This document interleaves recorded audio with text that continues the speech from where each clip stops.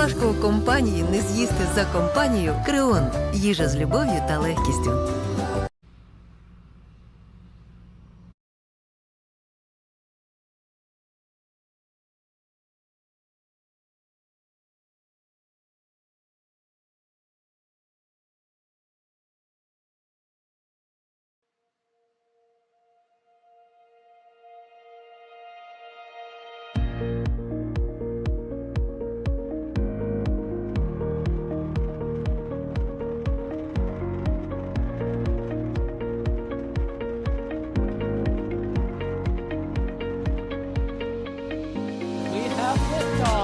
Propulsion continues to be normal.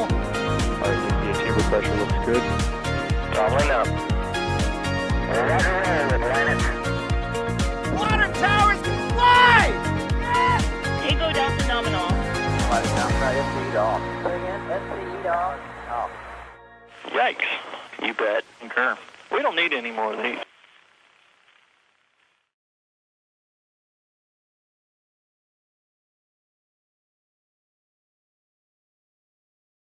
What's up, everybody? Welcome to another NASA Spaceflight live stream.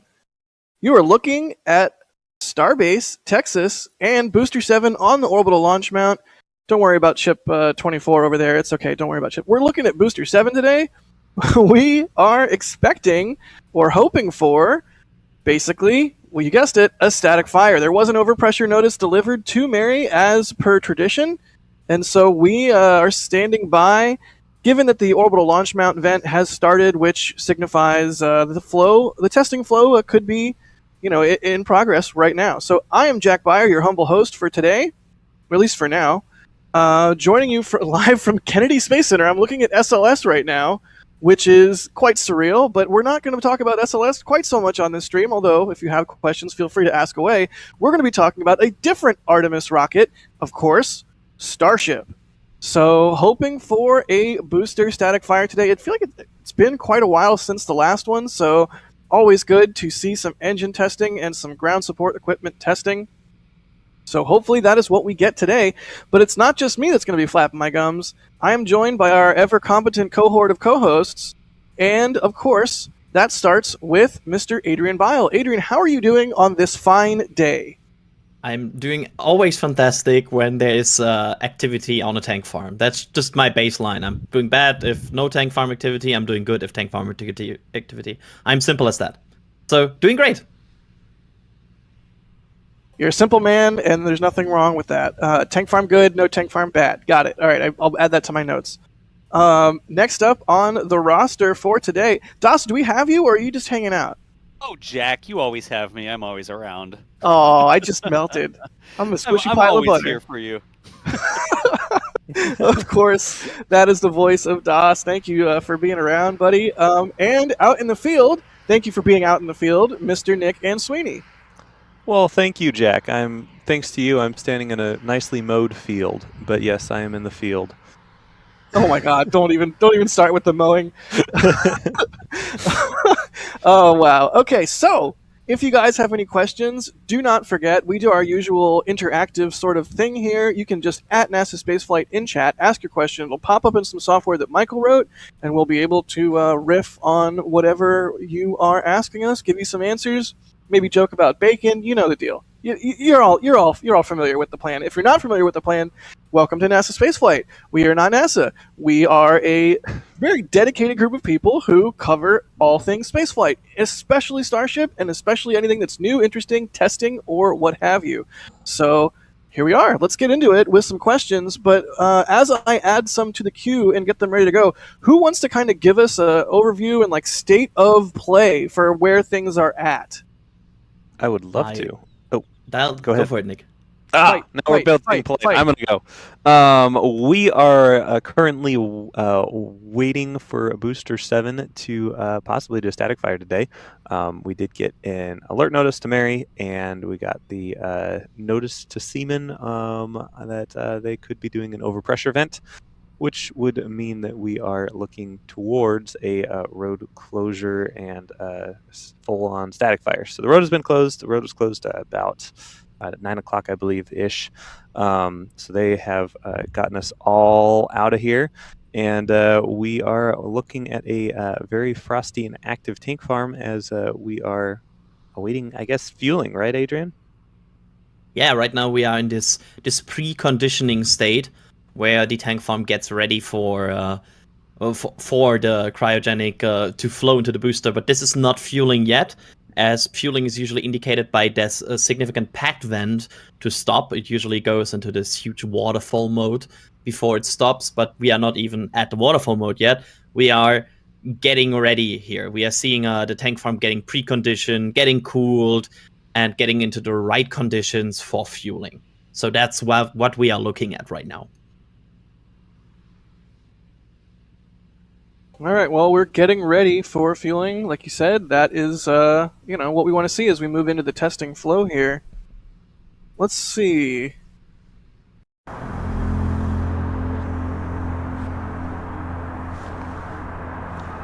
Fake ID documents are a serious threat, easily ordered online. Fake IDs can get used for anything from underage drinking to identity theft to terrorism. Think twice if you consider this a minor issue. There is a powerful and proven solution to protect IDs and check their authenticity: the kinogram. The kinogram is so difficult to imitate that fake ID documents are easily detected with the naked eye. Identity documents need secure protection. Learn more at kinogram.com. With that on your tongue, you'll never have problems with your little buddy down there again. Do it at home before getting in bed with a girl. This is extremely powerful. After my husband discovered this, our sex life completely changed, and it has nothing to do with those trendy herbs. The answer lies in the blood flowing through your veins, where a molecule is produced that can increase blood flow by 324% in your little buddy, leaving any man over 45 with the same energy and power as a 20-year-old. And the best part? It only takes 30 seconds. Anyone can start doing it at any age, and you can boost your energy and your buddy's power to the limit, making you feel stronger than ever. Just imagine going home at the end of the night with that accumulated energy. Get in bed with your girl and spend hours and hours until she asks for a break, knowing that every part of your body will work, and you won't be left breathless too soon. I know, it may seem too good to be true, especially for something natural. But after Marcos discovered this, he turned into a wild animal. My husband called this the African tonic drink, and you won't find it anywhere on the internet. That's why Marcos has prepared a free presentation for you to watch and uncover. All you have to do is click the Watch Now button that appears on the screen because you don't want to find yourself wondering in 3 days, what was that secret? Then click the Watch Now button and watch the video he prepared for you.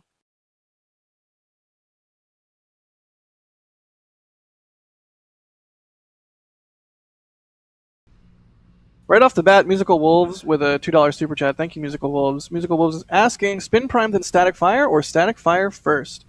We could get really philosophical here if we wanted to and say, what is a spin prime if not an aborted static fire? So maybe they go for a static fire and it ends up being a spin prime. You never know. It's like, when is a launch a wet dress rehearsal? Or when is a launch scrub a wet dress rehearsal? Something. Orange? When the rocket's orange. Sorry. They get oranger and oranger as the days go by. It's true.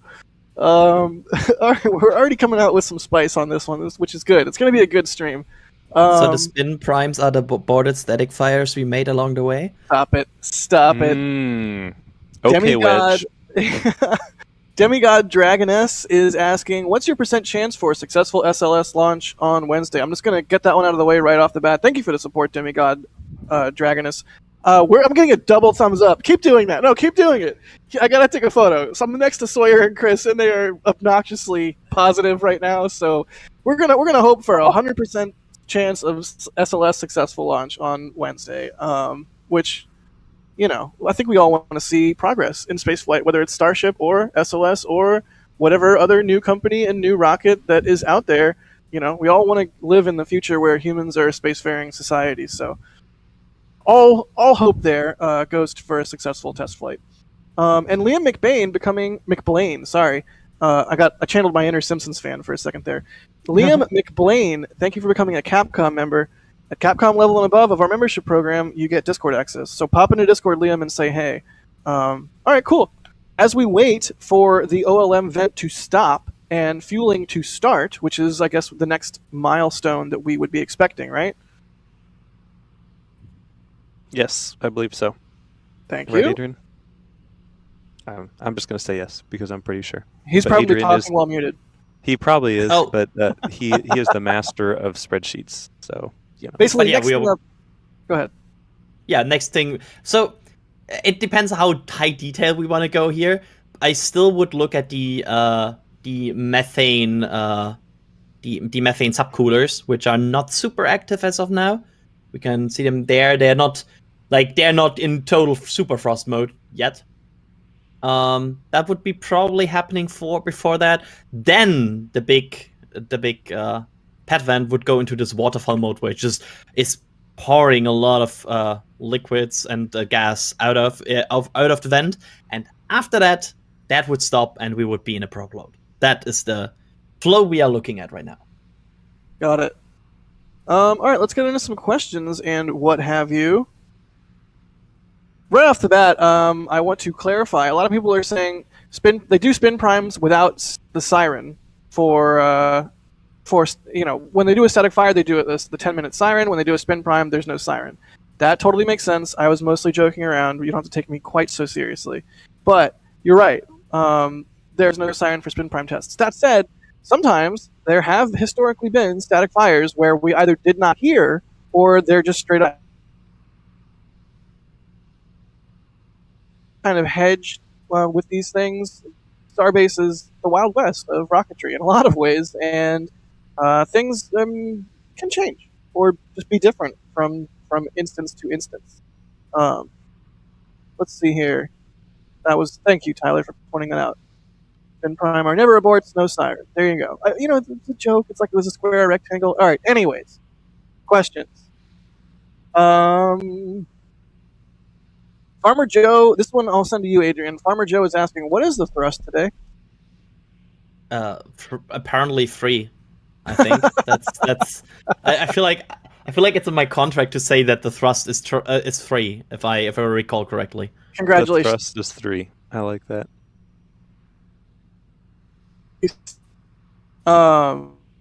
Yeah, that's an old callback from like old Starship streams. But realistically, we don't know how many engines they're going to fire today. The spin prime from the other day certainly looked like a lot of engines, so maybe we'll see a significant subset of Raptors light up if they in fact get to a static fire today. Like the common expectation is like between 10 and 20-ish somewhere, which I would agree with. But no way to know where that would end. Yes, Indeed. and as we're looking towards getting a fully flight certified Booster 7 and Ship 24, there are a lot of tests that we are waiting for them to complete and looking forward to them completing. This is the next test in the path there. We got all of the smaller engine tests done and a bunch of cryo tests, and at this point we're looking at Booster 7 to do a mid-sized engine test with somewhere between 10 and 20 engines being tested, so somewhere in there. And we're also going to be looking forward to them doing a 33 engine static fire at some point, likely after they do one or maybe more than one of these smaller engine tests. And after that, we're looking at a full wet dress rehearsal, and then hopefully we'll get orbital. Hopefully. I think that's what we all want to see, right? Let's see. Micah Westman, thank you for the support there, buddy. I'm sorry you're not feeling great. GRX70, thank you for the support. Spectacular success of the DART mission. Do you think Starship would be considered to deflect an asteroid? Oh my gosh, that's amazing. Imagine they just like fill the nose cone section of a Starship with like tungsten or something. It's like something super dense and just blast an entire Starship into an asteroid. That would be amazing. I mean, at that point, I'm not sure. Like, I would love to know what is better, to accelerate it faster or to have more mass, because I bet there's like somewhere a speed spot. My God, in there where you would think about just accelerating a bigger chunk of metal, and use like a some sort of third propulsion stage that just makes it even faster before impact. But yes, I want bigger blocks into asteroids. Yeah, it's not necessarily about mass either. It's a lot of the kinetic energy that's imparted is based on the speed of the impactor too, right? Somebody talk for a minute. Well, I can always talk about this beautiful view of the booster that we have. Look at that. It just switched. Oh, well. Well, I'll talk about this view of the booster. Hey, wow, look at that even better view.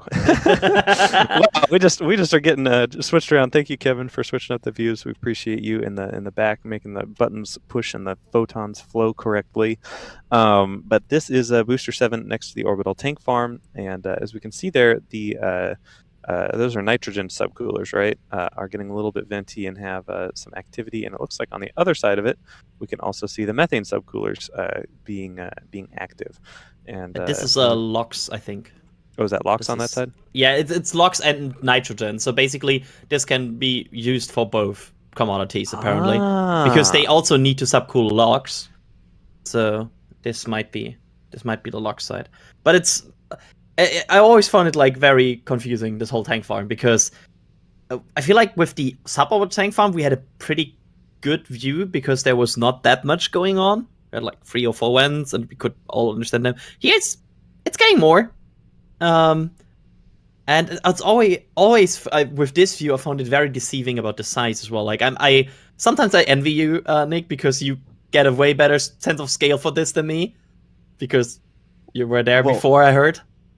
Well, I have been. I mean, that camera had to get there. Let's put it that way. We don't have drone deployable cameras yet. DOS is working on it. But airdrop. But it just, from the 10,000-foot TFR, we parachute them in. We parachute them in. No, but yeah. Honestly, Adrian, I kind of envy you a lot. You've taken the time. It's something just I haven't done. I haven't taken the time to learn what all of this stuff is, and so sometimes I'm staring at stuff, and I just stare blankly at some plumbing and be like, "Huh, I bet you that's really important." And you're like, "Well, yes, actually, that's the methane subcooler." But and yes. That's how we complement each other, right? Exactly. It's a team. Teamwork makes the dream work. And Jack is here to talk about bacon. So Nick takes a photo, and then Adrian says, "Oh, that's a turbo encabulator." And then Alex is like, "Oh, there's 7 turbo encabulators for each side of the orbital tank farm." And then we talk about how they have Novatrunnions, and all is well in the world. Yes, and the girdle spring. Don't forget about the girdle spring. Yes, and the transverse Marsal veins. Marsal veins. Sorry. Gotta love the Marsal veins. Super important.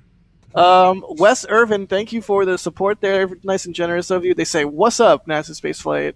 I am resisting the urge to do a what's up, but I guess I just did that. So now you all have to call somebody and make that same horrible noise at them, and then it creates a chain, and then we all buy whatever merchandise that was an ad for it sometime."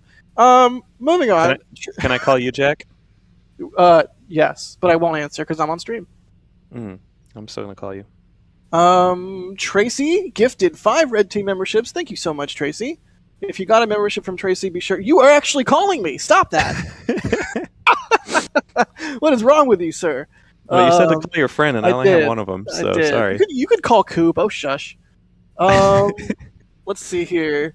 Thank you so much, Tracy, for gifting the memberships. The membership program is absolutely integral to doing what we do. We could not do what we do without the membership program. It's a monthly pledge that you can sign up for to support us at various levels, and at the different levels of support, you get different sweet perks. At Capcom level and above, you get Discord access. There's like members-only emoji. I'm going to throw several starships into chat because I can do that, and Nightbot can't stop me. But yeah, membership program, super cool. Thank you for gifting the memberships, because now 5 people that otherwise would not have had it have it and can check out all those cool perks. Similarly, Dean Brillhart, thank you for gifting 5 Red Team memberships as well. Dare I say, Dean, that is quite brill of you. I'm channeling my inner Crispy.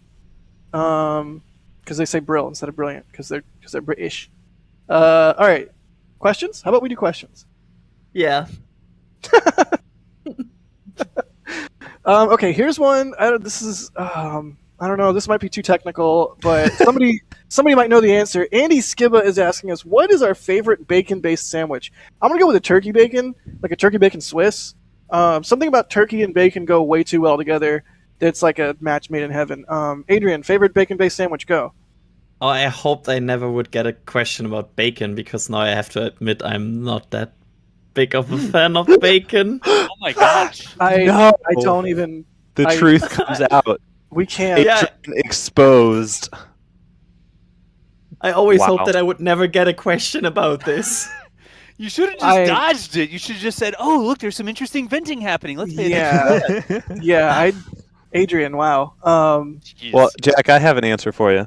Please, like we need a. We just had a shot. We need the chaser. We did. Okay, so the chaser is I was at Chili's a couple days ago having dinner with my buddy Chief. Yep. Oh, did we just lose you? Is that the joke? That's a fantastic joke. Wow. Well, while we wait to get Nick back, I do want to thank Bob Hobb. Good old Bob Hobb. Bacon? Something about bacon. We have a bacon burger at a hello. One, You two, there? Wow, that was a big Sorry. lag. Hey, am I back? You're back. What the heck happened there? I don't know. Are you? Dos, can you check that out? I should be Yeah, I'll have back. a look. The Thank you. network gods heard smack talk in regards to bacon Yes. and decided to, That is- penalize us. That is accurate. Well, anyway, they had a burger listed as the bacon burger, but when it listed the ingredients, it said bacon, cheese, pickles, and all the like regular burger stuff, but it didn't say a beef patty. And so, in my mind, I was imagining a stack of bacon instead of a patty. And I feel like that burger needs to exist. Just a bacon burger, which is just a stack of bacon. Jack, thoughts? I'm on board. 100% sold. Your ideas are intriguing to me, and I would like to subscribe to your newsletter. But yes, Bob Hobb with a $300 super chat. What? And you know what Bob Hobb said, Nick? Wow. You know what Bob No. Hobb said with their $300 super chat? They said hashtag Nick fan club. The other guys Oh. aren't bad either. Well, I'd have So- to say the other guys are pretty good, actually.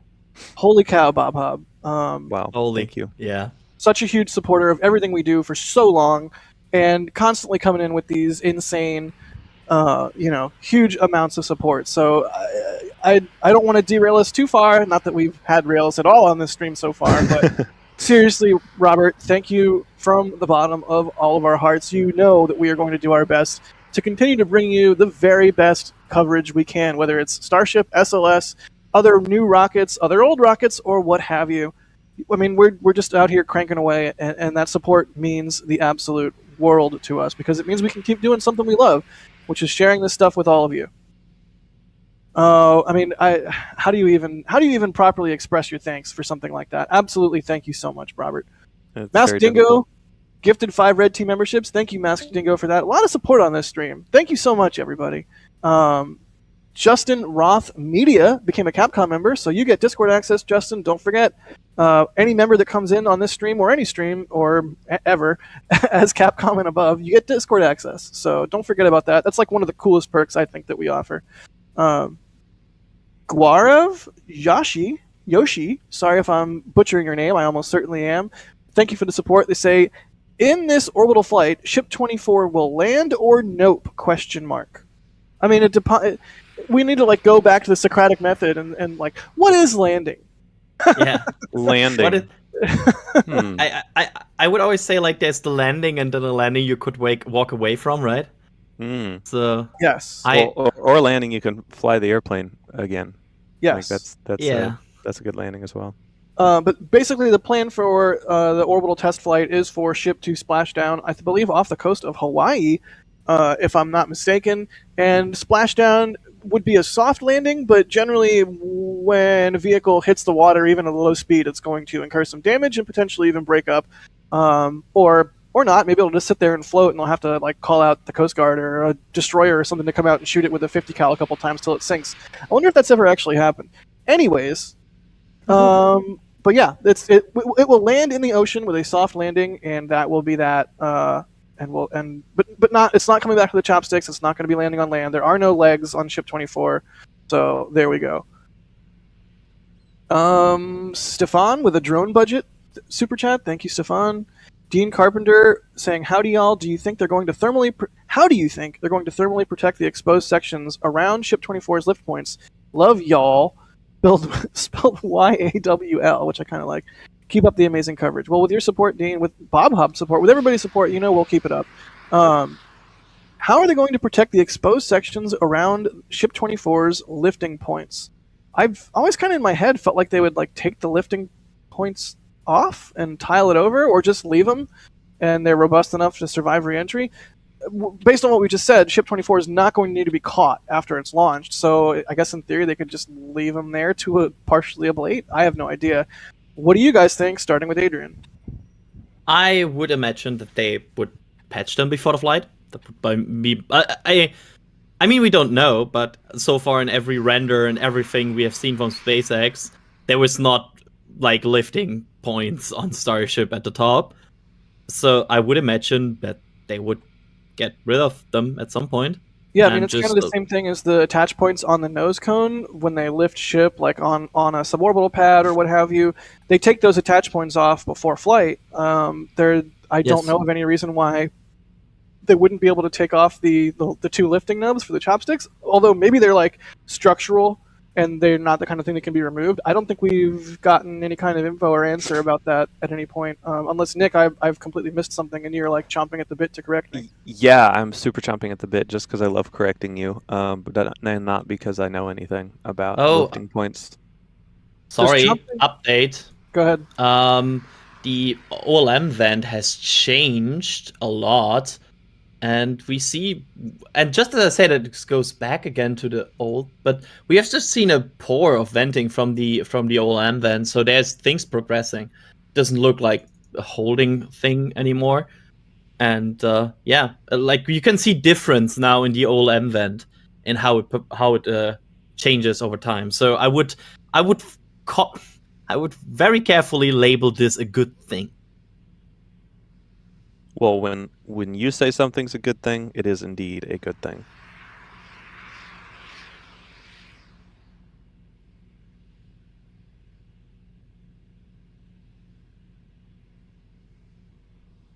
I'm sorry that I interrupted that monologue, by the way.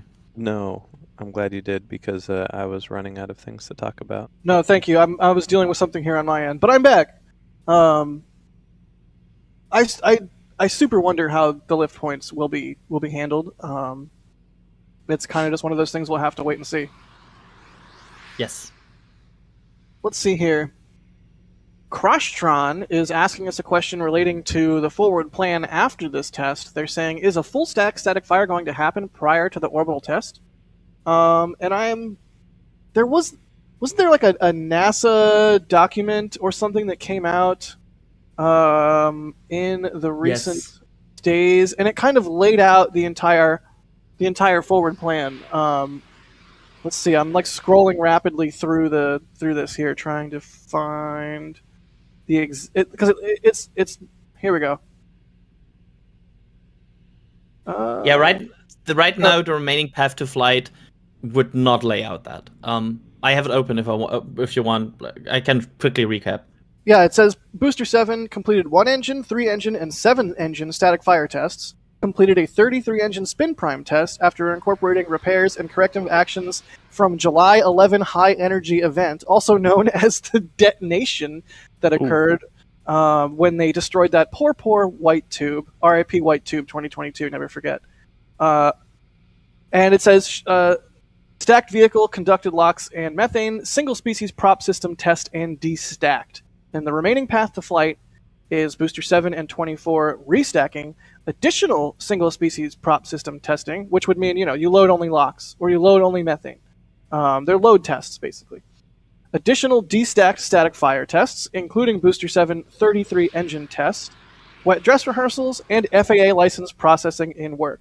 But yes, you just heard me say, including Booster 7 33 engine test, after additional destacked static fire tests. So to me, that would mean they're going to do a 33 engine test without the ship stacked on it. That does not preclude them stacking the ship for an additional 33 engine test, but that's not laid out in this NASA document. Adrian, is there anything you want to add there? Go for it. No, I agree with everything you just said, and I have nothing smart to say. Yeah, this is a super, super cool document. I'm going to link it in chat here. It was just nice to get a little bit of color in terms of what we can, what to expect coming up. That's not speculation. That's like it's from the horse's mouth. Horse reference. It's from the horse's mouth, and we're not inferring, we're not guessing. We know based on this document. And I just linked it in chat. I'll link it again in case you missed it. Chris B's here. I summoned him by saying the word horse. Which it's either horse or shuttle, right? Yes. Horse, shuttle, bacon. That's like the password to get into the NASA space flight. Hey, shh! Don't tell everyone our password. Well, I guess now we have to change the password. Darn it! What have I done? We can do bacon, horse, shuttle. Ooh, just yeah. change the order. Or we can do like horsekin. I'm abort. Abort. No abort here. Yeah, don't say that word on the stream. Also, I just want to point out, because from time to time I want to update on the stream. Do you remember when I talked about waterfall mode on the OLM? Yes. This is waterfall mode. Yeah, this looks very much like waterfall mode. This is really the pet going strong. You can see it on the right side here, how it produces this huge plume of condensation. And the next thing would be that this stops. And once that stops, we are into propellant loading. Excellent. Look at the LOX subcoolers there. They're going ham, yeah, look at that. And normally that condensation is kind of blown towards these cameras, and now it's kind of getting blown the opposite direction as it normally would, which is interesting. All right, let's see here. Speaking of cameras, Andrew M. is asking, which cam is your favorite? Nick, since you're out there and since you deal with them so much, I'm going to throw this question to you first. Well, since these cameras are now sentient, I should probably say my favorite camera is the one I'm closest to, which is River Cam, because if I say anything else, they might look at me weird, and I wouldn't want that to happen. But my favorite camera is actually probably the van camera, because it's providing us the best view. That's not the van cam. There's the van cam. Just in general. I mean, that view's just at the chapsticks, which is not the most interesting view. But that's my favorite camera. All right, then. Adrian, what's your favorite? South. Because it shows a lot of vents right now. And in general, it's very good to track indicators. So I really like South. I will also agree with you. I like South. This angle is kind of, it's like the beauty shot. Good question, Andrew. Let's move on to some more questions. Charlie Cushing asks, how much weight does cryofrost add at liftoff? We get this question a surprising amount, and I think the answer we always generally come to is it's a negligible amount. There is weight there, but most of it breaks off under the vibration and stress of initial launch and falls off, and what stays is essentially a rounding error in terms of the weight and mass of the vehicle itself.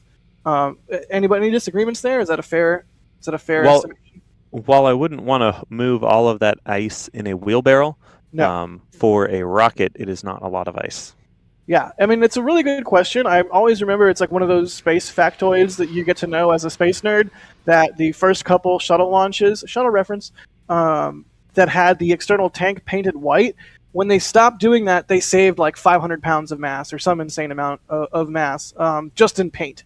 So it's a logical question to ask about the ice.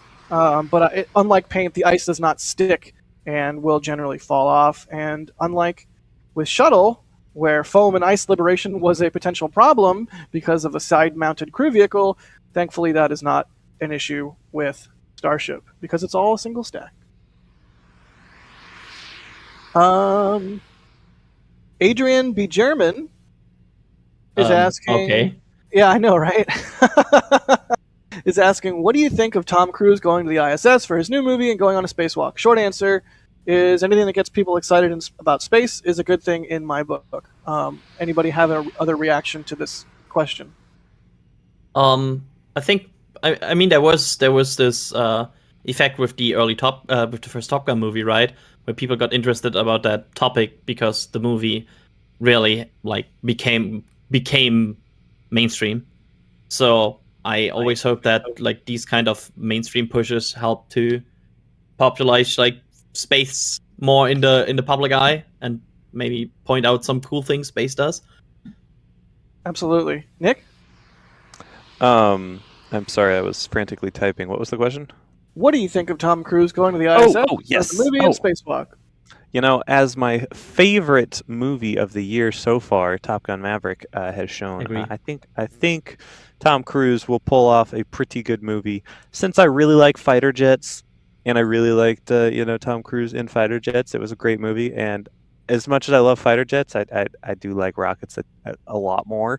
So I think that has the potential to be my favorite movie of all time. So go Tom Cruise. And hey, if you need a director of photography or a photographer, or if there's anything I can help with, Tom, you have my number. Just give me a call. He has your number? No. Let's see here. I will give you my number, Tom, though, just to be clear. Bradley is asking, do we have any idea when they're adding tower cladding? Ooh, you know what? That is a good point. I think it'll be in the daily next time we do a daily. Chris had pointed out to me this morning. I think it might have been in the one that went out this morning. Or was there one that went out this morning? There was a small piece of black steel that was mounted on the tower, which we believe is the first bit of cladding going on the tower. So, tower confirmed black ? That's what it sounds like, right? I mean, unless they're going to paint it once it's up there, which I doubt. You can actually see there from south. So let's keep it on this view for a second. So you got the orbital launch tower. On the right side of the orbital launch tower, there's the 3 posts that we can see there. On the right post at the very bottom, right above the concrete, there's a black mast. And it's on the opposite side of the tower. But that is the first panel that we've noticed of cladding going up. That will look so cool. It sure will. I hope they get some LED lights on it. That'll be cool. Please God, no, not more lights. What's wrong with you? There's so much. Go ahead. I'm with Nick here. Sorry, Jack. I love RGB lights. Just please give me yes, please. Please. We can do like a whole LED board of you do like advertisements. I mean, hey, just go like full Blade Runner, and each side of the tower is its own billboard. Exactly. Like, one of them just like a giant scrolling Twitter feed. Oh God, let's please stop. Yeah, you could put Elon's Twitter feed up on the tower. That'd be perfect. Moving right along. Moving right along. Though. Definitely needs to be dark mode. I'm told that we have a new Starship article that is pinned in the comments. So if you want to read sort of a play-by-play of where we're at in the flow and kind of update yourself as to the sort of the state of things at the moment, feel free to check out that article. You know, you're obviously watching a stream right now, but open it up, put it in another tab, and give that a read when you get a chance. Definitely super informative, and it's a good information-packed article. Let's see here. I'm sure the sea turtles would love more lighting, more RGB lighting. Let's just moving on. Will Starlink V2 be launched on Falcon 9 with a modified fairing due to Starship delays? Asks Timothy Wood.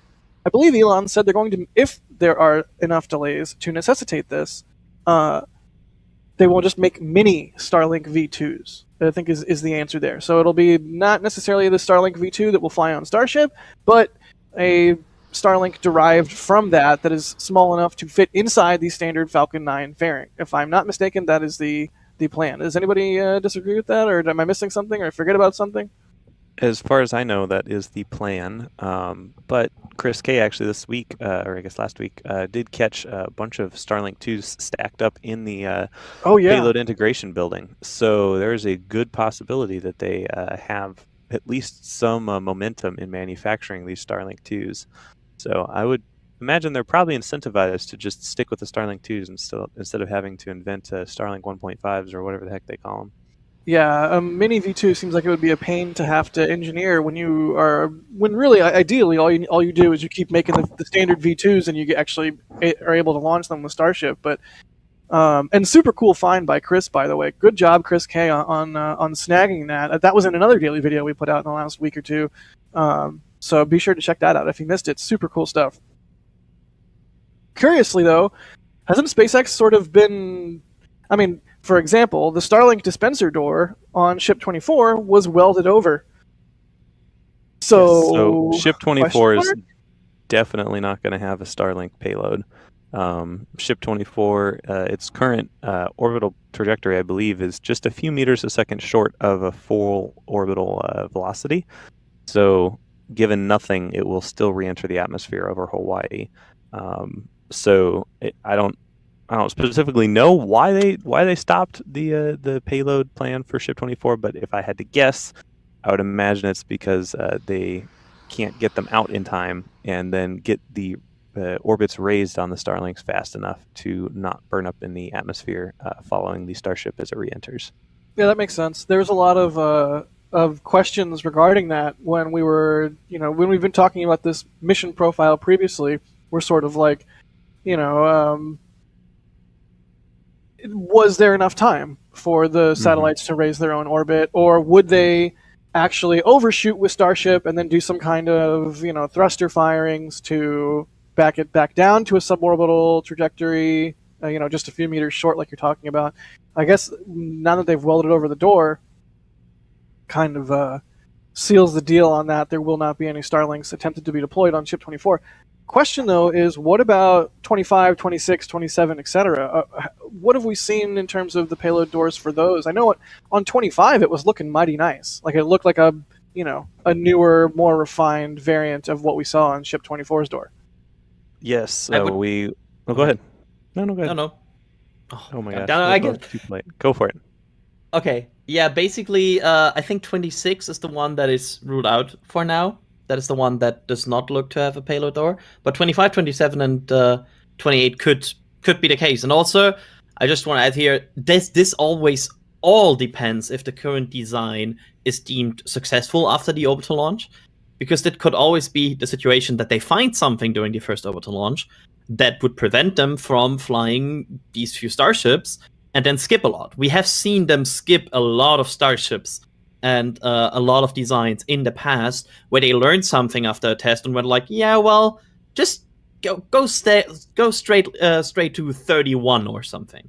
Yep. And I just want to point it out always to set expectations, because it is based on what we have seen so far in the Starship history, not likely that they will fly everything in order, and will even fly everything that is in the order, and they might skip some of these.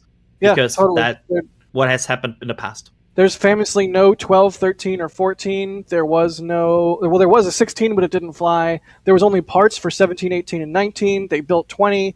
Did they build 21? 21 is standing up in the rocket garden right now, right? What about 22? That one is also, or did they destroy 22? Oh no, oh man, I was the only one who knew this for a while. I thought the rocket garden was I can't 15, 20, and 22. That's probably right. That sounds right. So 21 got scrapped then. If I'm not mistaken, that's the state of play there. So, point being, they have skipped around in the numbers. I mean, they flew Starship SN11 and then they flew Starship SN15. Like it's not linear. Yes. So we'll just have to sort of wait and see. Starship 26 not having a payload door almost makes me start to wonder. Ooh, tanker variant, or like what is the rationale there? Or maybe not even a tanker variant, but just a simpler Starship that's going to be used for on-orbit propellant transfer testing, or something along those lines, or some other reason that I haven't thought of. So that's very interesting that 26 does not have the door. But yeah, there you go. That's everything you wanted to know and more about the payload door situation. Likely just more than you wanted to know. Correct. Musical Wolves, thank you for the support. They say, how fast can a raptor cook bacon? Somebody do the math and get back to us on that. I'm not a mathonomer. Doc Watson, thank you for the support. They say, this is for gifting whoever you are. For the gifting, whoever you are. And has boron been used as an alloy in the rocket engine nozzle? Oh, they must have gotten a gifted membership. I don't know about boron. That's... I know nobody does it like molten boron, which is a Futurama joke that no one will get, except for like Steve or maybe Chris K or Chris B. Actually, Chris G. I can't talk. Somebody else talk. Boron? I have no idea. I mean, I know boron is like whatever they used to haul out of the salt mines or something way back in the 1850s, but I don't know anything about boron and rockets. So, Adrian. No, I have to. I have to pass if it was used on any kind of yeah, I just alloy. Don't think we know. Yeah, well, sorry. We might risk the conversation here getting a little boron, so let's move on. Oh my god. Whoa. You see what I did there? Yeah. Hey, Adrian, is this more venting in clouds than we've seen recently? It's this could also be the case that the wind just kind of stopped a bit, so it's less blowing it away. But I also think if we look at it, that the subcoolers for methane are on. I'm not 100% sure, but yeah, they look kind of. Oh yeah, they're on. You can see them blowing now. This with force, this nitrogen with force out. Oh yeah. And so they are apparently also on. We are progressing here. We are 100% progressing here, and really the next thing will be the OLM vent to stop and prop loading to begin. This is getting close. Alex in our back channel is saying that's methane loading. So yeah, or in the past it has been an indicator of methane loading. So we're moving ahead in the flow here, and we are getting ready for some prop loading, which we will see is indicated when that vent that is 180 degrees opposed to this camera from this view will shut off, and we'll see that vent stop, and we'll know things are getting really real. They're getting a little frosty. Ha. Haha. Stay frosty, everybody. Sprognut Animations, thank you for becoming a Capcom member. You guys have heard my spiel about the Capcom membership and the membership program in general. I'll spare you on this time. Everybody gets one. But thank you for becoming a Capcom member there, buddy. Stephen Churchill, they say bacon therapy for Adrian. Thank you for the support, Stephen. I don't know if Adrian would like that. That might be like a Clockwork Orange kind of situation where we have to like pry his mouth out. Anyways, Aaron Wolf, thank you for the support. They say, any idea why they did no a hop test was super heavy like Starship? I think the answer there is there's not quite enough info for them to learn. I mean, they did SN5, they did SN6, they did Starhopper, they did this. Did the OLM vent stop? It stopped. Yeah, we are into LOX loading. Woohoo! Excellent. All right. So now the next thing we're going to look for is the vehicle to start to get frosty, which is awesome because once it's frosty, then they can get fiery. First frost, then fire. But yeah, it wasn't worth their time, basically, Aaron. Alan, thank you for the support. They say hi from Ireland, glass of wine and a static fire, Alan and Sarah. Hey, Alan and Sarah, thank you for the support there. Wow, Ireland, that's super cool. Hey, that reminds me, sorry chat mods, but if you're watching from somewhere around the world, which I guess you have to be, throw in chat where you're watching from. I always like to see where people are watching our streams from. So, but thank you, Alan. Hope your glass of wine is excellent. Silly String Parfait, wow, what a name. They say, do we know how long Wednesday's SLS window is? It's 120 minutes or 2 hours. Starting at 1:04 a.m. Eastern. Oh. Nathan, yeah, it's the whole thing. Oh, look at all everyone's saying where they're from. Germany, England, North Wales, St. Louis, London, the Netherlands, Sweden, Massachusetts, Germany, Washington, New Zealand again, Florida, Indiana, Cambridge, Starbase, Texas, says Chris K. I was trying to do that. You beat me to it, Chris. Oh, man. Wisconsin, France, Holland, Austria, Poland. A lot of Netherlands. North Carolina. Very cool. Well, thank you, everybody, for tuning in around the world, and thank you for all the support, because your support allows us to bring this stuff to people around the world. Oh, Jack? Yes, I see that. Do you want to take that? Go for it. No, I was more about... we missed a joke earlier. What was the joke? Remember when somebody asked about if boron was used in a rocket nozzle? Yes. Boron is the fifth element. That's hilarious. We missed that. That's hilarious. Well, actually, no. I would tell you what the fifth element actually is, but then I would ruin the movie. So I'm just going to move on. Not that you'll ever watch it, but you know. Nathan Beisman, thank you for the support. They say, what's the distance to cook perfect marshmallows? I assume you mean on the static fire. That? I don't know. What do you think? That's a good question. There's a fine line between being too close, where your marshmallow just gets toasted and just disintegrated, and then there's too far away, where the static fire only lasts for a few seconds. So you definitely do need to be close enough to where you get enough toast. Like you need a good toast to non-toast ratio on your marshmallow. It'd actually help if you had like a little spinning stick that you could get both sides of the marshmallow during the 3-second static fire, or however long it's going to be. So yeah, I feel like this is something we need to ask SpaceX about. This should be an official answer. Eric in chat says, Nick, if you can research where that fine line is, that'd be great. I will get back with you. And where did that go? And Jim I'll Cabot, probably stick my camera there too. Jim Cabot in chat says 33 engines, the proper distance to roast a marshmallow is 5 miles, which I find quite hilarious. David Lane, thanks for the support. They say, I brought bacon. Excellent. Is it oven bacon? Because that is the superior form of bacon.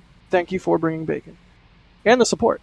Robbie Bradley, thank you so much. They say, hey y'all, do you think that they will possibly attempt the flip and try to mock a landing when they do a splashdown with the orbital test? Thanks for the stream. Let's light some of this candle. Indeed. I think the plan is for a soft splashdown, so whatever that ends up meaning, that sounds like they would do a flip and burn to me, but who knows?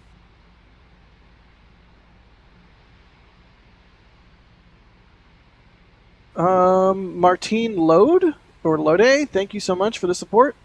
They say, any chance of Starship Christmas tree deck being made for your shop? I would love to get one to go along my shuttle. I'm not quite sure. Well, I'll send this to the shop people and see if they understand. Like ornaments? Yeah, I'm not. I think. Oh, decorations must be what they're talking about. That would be cool. We have Christmas stuff coming for the shop. Stay tuned. Thank you, Adrian. Dune Dim, thank you for the support. They say, you guys excited for KSP2 multiplayer streams? ? I am definitely excited. I think we're all excited for it, and I would do a multiplayer KSP stream, even just for members. That would be sweet.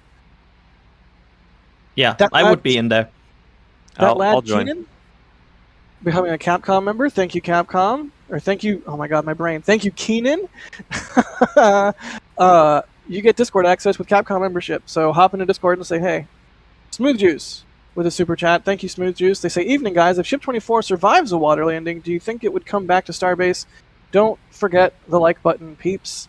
I don't think it would. I think they would just sink it in the water. What do you guys think? If it survives the water landing, do you think they would try and recover it? I would think no, because that would be a huge undertaking to get a splashdown hardware from all over there. Because, I mean, it would be in the Pacific, right? Yes. So you would either need to recover it somewhere on the West Coast and then ship it all the way over to Starbase or something. Or you would need to, like, tuck it all the way through the Panama Canal to the East Coast, which sounds also very, very labor-intensive for a hardware you probably will never use again. So I think they will sink it. Jack, Yeah. do you have your tinfoil hat handy? Because you I need always to put have it on for this. I always have my tinfoil hat. I mean, they could Good. totally get a ship like Mighty Servant or something, like a semi-submersible transport ship, to like scoot under it if it's floating, and then lift it up, and then just haul it back through the channel to the port of Brownsville. No, Jack, even better. So they get that semi-submersible ship to bring it upright, and then you can test the SSTO or the point-to-point capabilities of a single starship, and just light that sucker and fly it the rest of the way home. What could go wrong? I hate to interrupt this, but we have some more updates because the engine chill pipe on the orbital launch pad is frosty. Oh yeah, you can see it here. We just lost the view that had it. Oh no, right there. You're talking about the vent on like that white pipe, which is white now because of frost, that is sort of on the bottom side of the disk of the orbital launch mount itself. Yes, so this means part of the engine chill has begun. So they are definitely progressing in this test. We might talk about the test very soon. Like, at this point, the next thing would probably almost be the siren.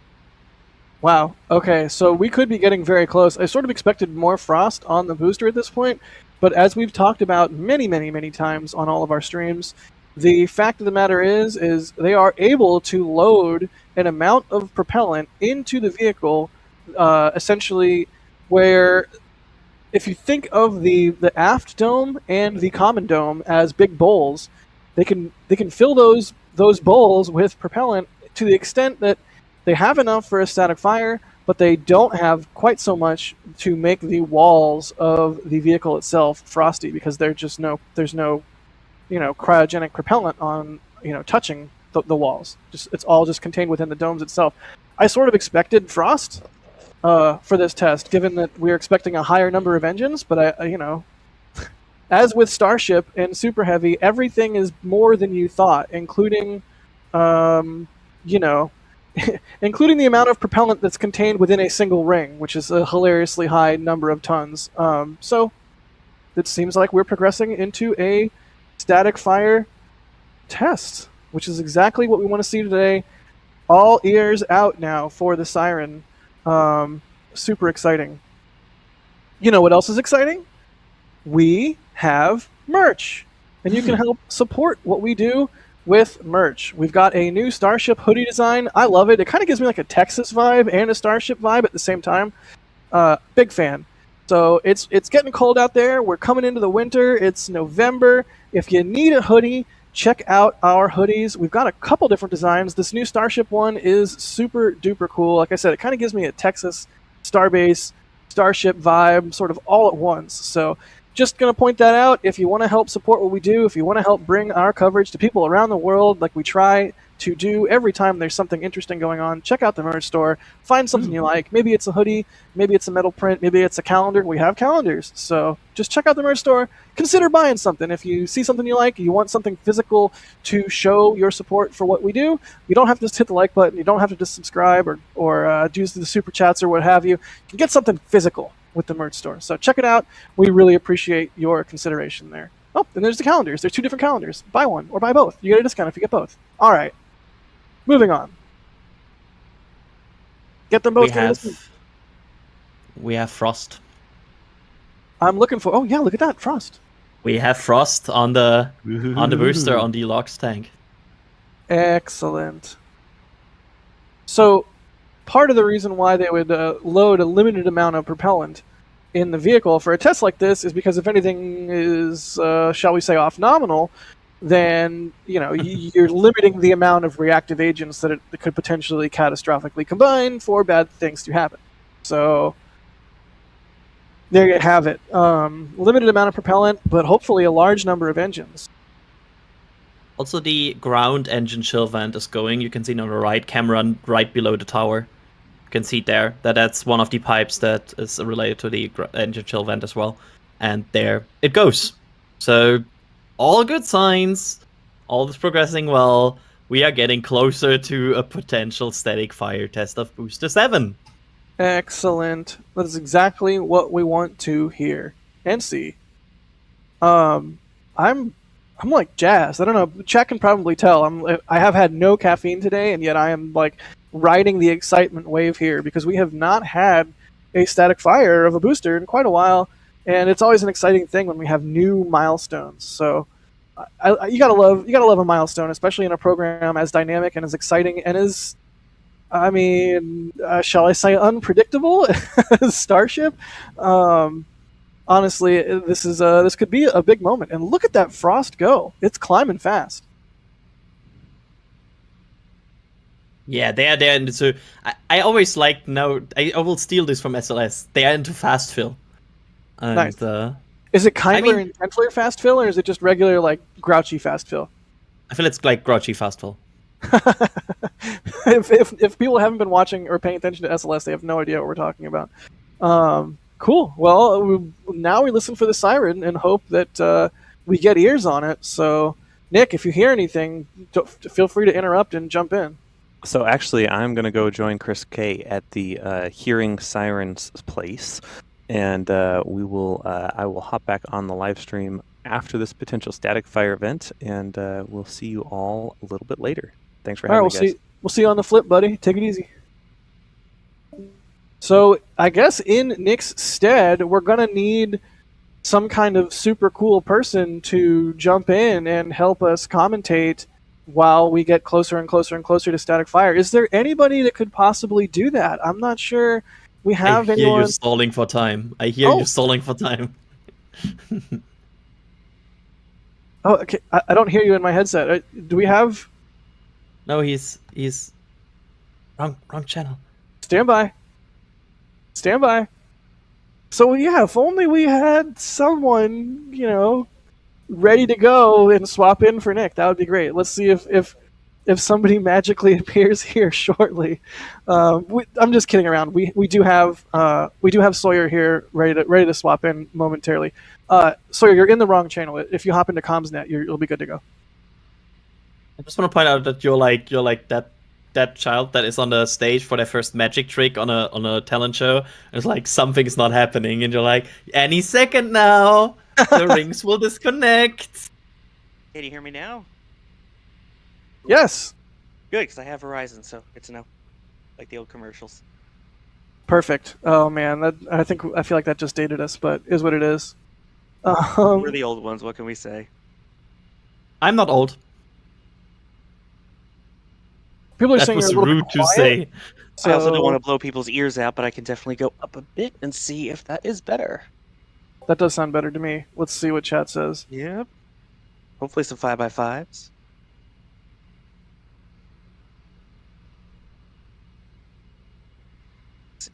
All right. Really quickly, I do want to thank a bunch of people who are coming in with the support. It's like we're getting into the... Okay, we're getting 5x5s now, so you're good to go. So I do want to run through some of these while we're waiting for the siren because I don't want them to get too old, and I definitely want to express appreciation. So Michael Tompkins Jr., thank you for the support. They say, is the tank full, and how many engines of static fire will it be today? Like Nick said earlier, we are expecting somewhere between 10 and 20 engines, a large subset, potentially around half of the engines firing up. The tank is not full, super heavy. You can see the frost there on the bottom. It's very limited amount of fuel, but it is fueled right now, and we are sort of in the flow and waiting for the next milestone, which would be the siren. Raymond, thank you for the support. Go for it. There is another milestone we have not talked about yet, we should point out, because we are not worried about talking about the static fire, because we expect that the fire suppression system would turn on before the static fire. So even if the siren is skipped for some reason or not audible for us for some reason, we would see the fire suppression system spooling up before this test, which would help us indicate that it's now time to not talk anymore. Wait, we'll see what spool up? Sorry, say that again? A fire suppression system. Got it. Oh, and look, the orbital launch mount vent is going again. That's good. That's usually an indicator that LOX loading is complete, and that would mean we are entering now the final stage of this countdown. So cool. This is a good sign. I'm going to steal from SLS just like you did earlier and say we're coming into the terminal count here. Yeah. But we can recycle quicker. Oh, don't jinx it. We are basically in replenishing mode now. Oh, LOX topping. My favorite bagel topping. Down Skated said, how much wood could a woodchuck chuck if a woodchuck could chuck wood? No real question, just wanted to thank you for what you do. Well, there you go, Down Skated. Thanks for the support. Caleb, thank you for the support. How do you see the internet operating once we become multiplanetary? How would light speed latency be tackled? I'm imagining orbital data centers and a lack of live interaction between planets. Yeah, no, that's the horrible fact of physics and the speed of light and the universe and everything, is that there is no magical thought teleportation device like from Ender's Game or something. Like, there's just time delay. There will just be that time delay. So that's just how it goes until we find some sort of crazy wormhole communication device. Moldy Space Industries, thank you for gifting 5 red team memberships. Very much appreciated, Moldy Space. Always love when you're hanging out in streams because I get to make more Futurama references. Gamer Tom, thank you so much, asking, when will the engines fire? Adrian, do we have a estimate of T0 at this point, or are we sort of just winging it and hoping for siren? Could be as early as like less than 10 minutes from now. We are definitely close. The next thing, really, I'm basically expecting a siren any second now, where people just tell us, hey, by the way, there's a siren. Excellent. All right, well, we'll keep our eyes and ears open. Thank you, Gamer Tom, for the support. Jim Cabot gifted a red team membership. Thank you, Jim, for all the support on all the streams. See your name pop up so often. Doc Watson, Boron is the fifth element. Yep, we got it. Thank you. Skip, thank you for the support. They say, when Stay Frosty merch? That'd be cool. Ninja Decimator, thanks for the support. Adrian, Fifth Element Fund. Raymond again, saying Raymond from Paluso, WA? Is WA Washington? It is Washington State. Thank you. Thanks for the stream. Looking forward to not just a 33 engine static fire, but a 33 engine Raptor honk. Can't wait. Hashtag Starship to the stars. It was going to be awesome. I cannot wait for a lot of things regarding that test with 33 engines. William Warren with 1234 with 1234 as a super chat. They say, if you could smell the mock diamonds, would they smell like a fart asking for a friend? No.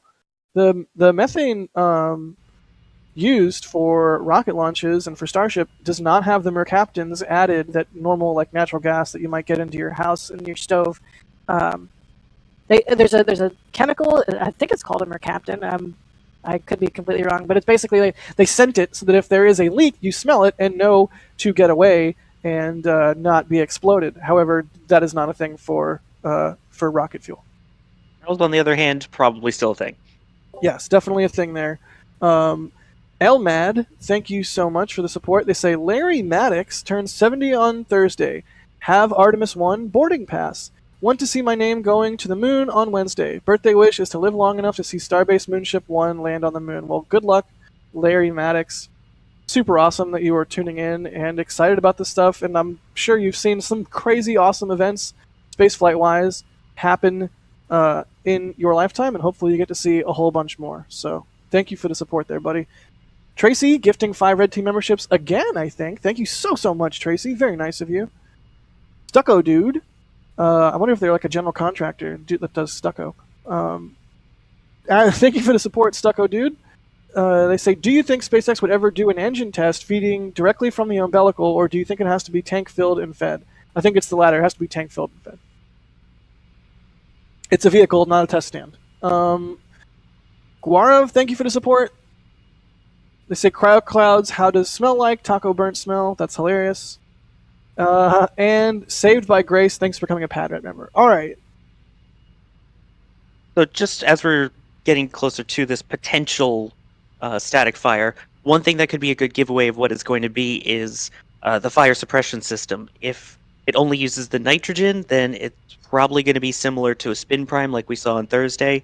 But if we do get the full water deluge, then expect some fire.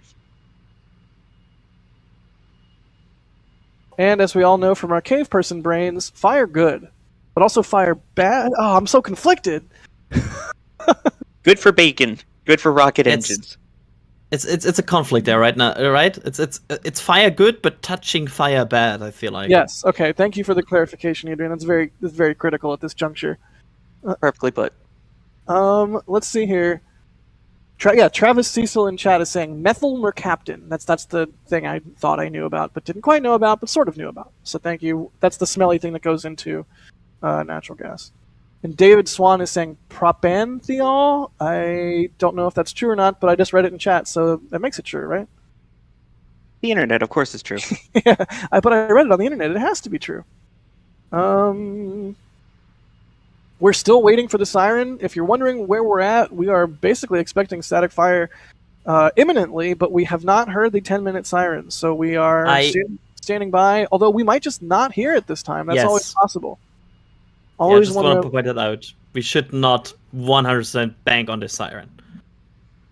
Yep. So we're keeping our eyes open. What is the I guess the next indicator other than the siren would be that we have a siren. We have a siren. All right, 12:31 is the time of the siren. If it holds to 10 minutes, which it won't necessarily, 12:41 would be the T0. Although it could be any time between now and then, or a little bit after. The siren is not necessarily a 100% deadlocked 10-minute warning, but that is the intention. So that's where we are at.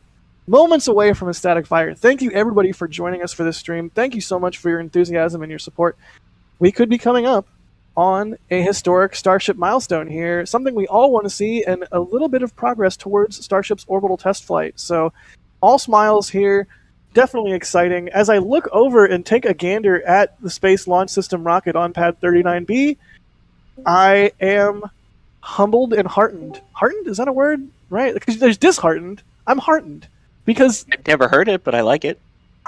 Either way, we are progressing into a future where humanity is a space-faring race, which is awesome. And it's probably going to take a little while still, but hopefully not quite so long, and hopefully we all get to live long enough to see the baby steps that we start to take out into the solar system.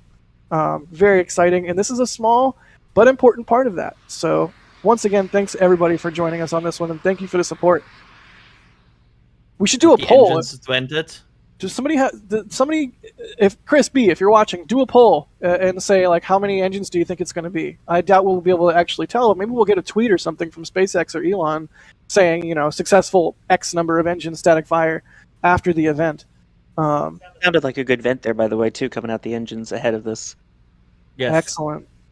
Yeah, the engines are chilled down, as evidenced by that pipe, and we're seeing them do occasional little vents here and there. So, vehicle is active and ready to go.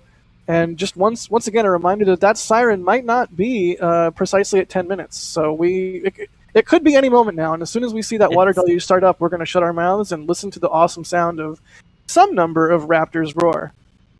Yeah, the siren has been a horrible 10-minute indicator in the past, and it was as late as 4 minutes before T0.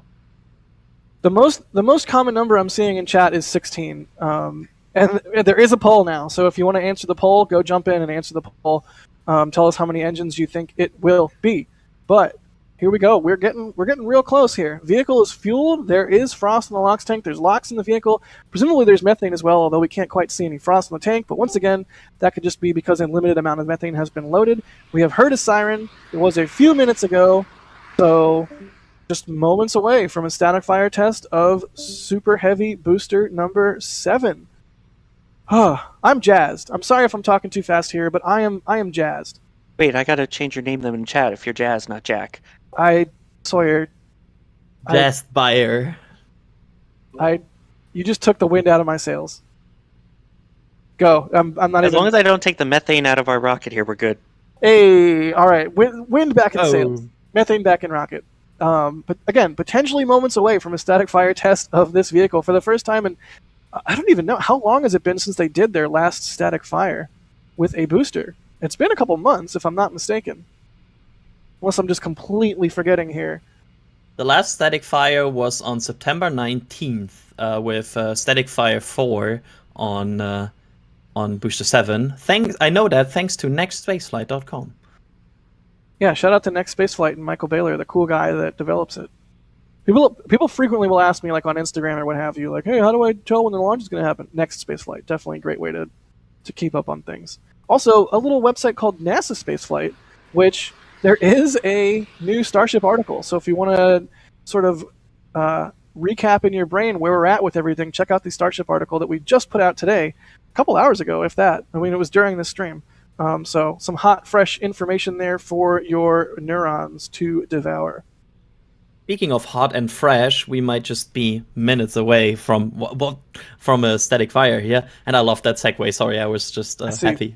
I see what you did there. I'm glad you're happy. Happiness. Thank you. And again, a reminder: the potential is maybe somewhere between 10 and 20 engines for this one, which is really exciting. I mean, the last one we had was 7, so we're just getting that progressive ramp up and getting that much closer to 33. Yeah, like with the entire Starship program, it's sort of an incremental, step-by-step, expand the envelope, try a little more, do a little more, slowly, step-by-step. And like you said, the last static fire we saw was 7, and today we are hoping to see a greater number than 7 engines, which would be a big milestone. Once again, that NASA document we were talking about earlier says that they are going to do more static fires with subsets of engines, and says that they are going to do eventually a 33-engine static fire. So, you know, this is kind of all on the track towards the orbital test flight that we've all been waiting so long for. It felt like it was going to happen it's been progressively 2 weeks away for the last year and a half. So definitely excited for another milestone in the Starship program. Check off the box, move on to the next thing, and get this vehicle operational. I think that's what we all want to see, right? I mean, we had... Absolutely. We had Falcon Heavy last week, and so now we're just up and keeping that thrust going up. 27 engines and now 33 engines, although we're not expecting 33 to fire today, but you never know. You never know. I'm just staring at this pad. I'm just like looking at any early indicator that this deluge or this fire suppression system is firing. I'm just like, it's my eyes are like too close to the, like I would not recommend to be this close to the monitor like I am right now. This is the Clockwork Orange moment where like we have the things that like keep our eyes open, and we're just sitting here like putting eye drops in our eyes so they don't dry out as we stare unflinchingly at the base of the orbital launch mount, hoping to see any sort of sign of activity. In the words of the 10th Doctor, don't blink. Oh man. Let's see here. I don't want to do questions. We'll get back to doing questions here when we're not quite so close to a static fire event. But remind me again, when was the siren? Was that at 12:31? If memory serves. Yes. Correct. Yes, it was 12:31. So we are approaching 10 minutes. But again, it's basically how we imagine the siren is working. Is like the sheriff is called and be like, "Hey, now make the siren." And that could always, like, there is a lot of humans in there, and humans produce errors and timings. So yeah, I mean, it takes time for them to relay the information to the sheriff. It takes time for the sheriff to execute on that information. I imagine they could call them up and say, "Hey, at 12:25 or whatever, 12:31, do your siren," and that's enough of a warning for it to be relatively accurately, conveyed. But there have been times where we've gotten a late siren, we've gotten an early siren, we've gotten a siren and nothing has happened because of presumably an abort. So 10 minutes is a guide. But we are rapidly approaching 12:40. So really any moment now, just keep your eyes on the base of that orbital launch mount for that deluge to start up, which, do we know that's going to happen? I know they've been testing it recently, but presumably they would use it, but we don't necessarily know for sure they're going to use it. But I mean, if they used it on a spin prime, right? Exactly, they just used it Thursday, so I would assume that they would try it again. And then they've been testing that Fire X a bunch, so. Yep, that makes sense.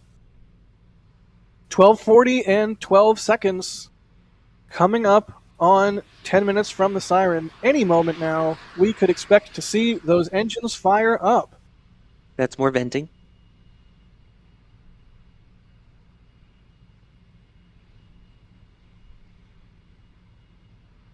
Yeah, this is. I'm like, I always love these moments. At this point, I'm just sitting here, eyes peeled on the orbital launch mount, hoping we see some good stuff happen. Yeah, and we're staying kind of quiet in case it does start up very soon. But I mean, in theory, we should have the deluge system, or at least some warning of that.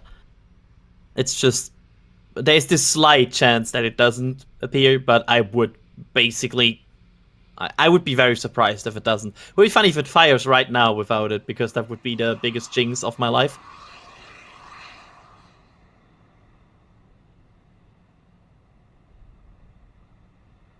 I see the super chats coming in. I see the questions coming in. Thank you, everybody, for the support. Thanks for asking questions.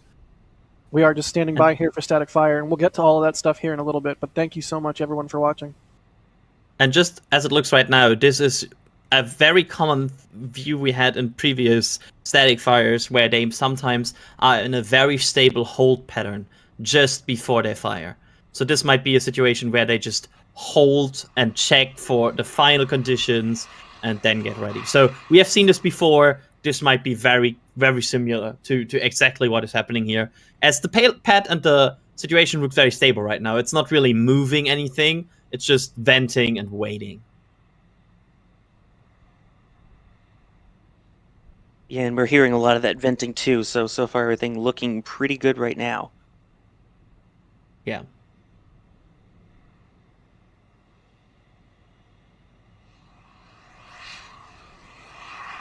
It has been more than 10 minutes since the siren. That is fine. It could just be a little bit of an early siren. And this is why we say the siren is just an indicator, just like they used to say the yellow line is not official in American football. I don't get the reference, but I appreciate the effort. Yeah.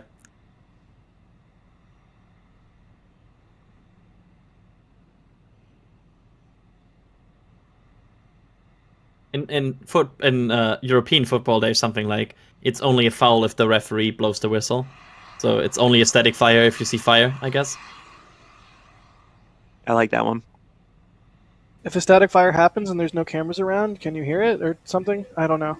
Schrödinger's static fire? Well, how are we? I mean, we have enough robots that I think the answer is always yes.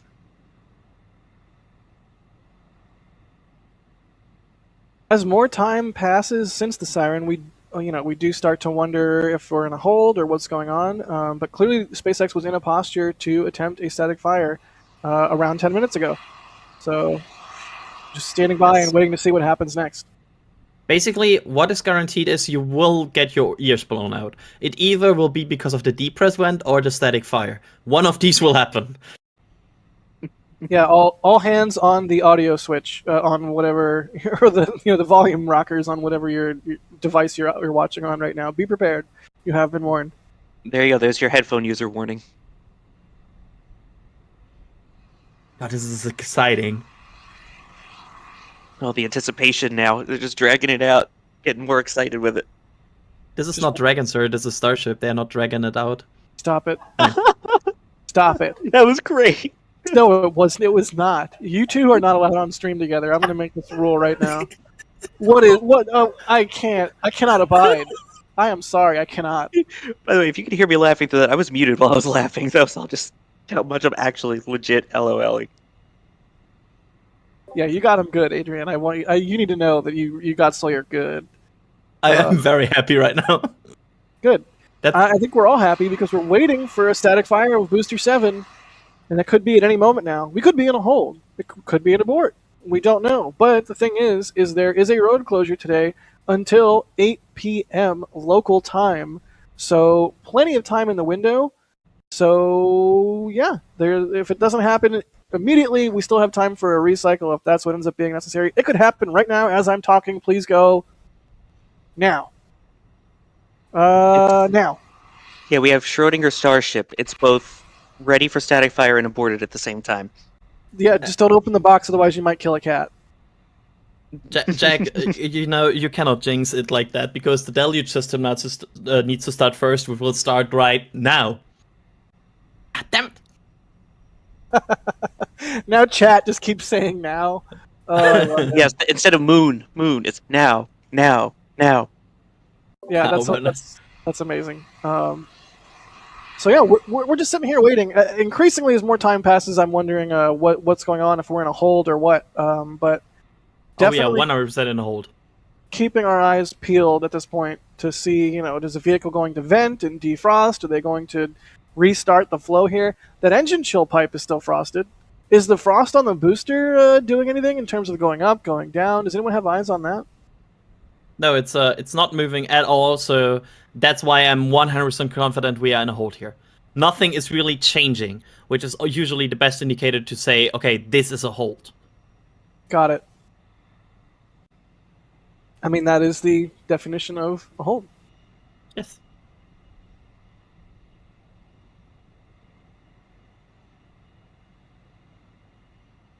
Word is there's a lot of people out and about the area excited for this as well, too, in near Starbase.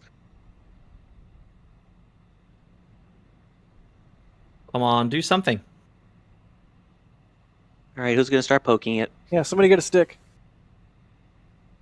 I don't want to get near it right now, so I wouldn't poke it with a stick. But just use the Soyuz swizzle stick. There you go. That would be, yeah. Any excuse to use the Soyuz stick, I think is a good one. Do I tell this story? I kind of want to tell this story. Chris G had to throw out some trash earlier today, and the instructions he got was take a stick to the dumpster, because if the raccoon family that lives in the dumpster is there, you use the stick to prop open the dumpster and let them get out. I don't know why I felt compelled to share that, but we were talking about sticks, and I just wanted to share that. There you go. You get some behind the scenes from Kennedy Space Center. Be nice to the raccoon family. Yeah, the natural Florida wildlife. We are in a wildlife preserve, although I don't know how raccoons qualify. They qualify. I'm on board. All right. Well, we are apparently holding. Obviously, this is a milestone test, as we were talking about. This is something they have not done before. So it makes sense that they might have run into something that they didn't quite like, and they're assessing the data that they have before either moving ahead or detanking or calling it for the day. But we're just going to have to wait and see what happens. This is some classic Texas tank watching here. I mean, we've got a frosty tank. It may or may not produce flames at any point in the next 7 hours. So yeah, this is Texas tank watching. This is what y'all signed up for. So here we are. We hope you enjoy. Yeah. And that is the important thing to remember, is that the road closure does go until 8 p.m. Central Time. So if it doesn't happen right now, well, I tried, then we still have time.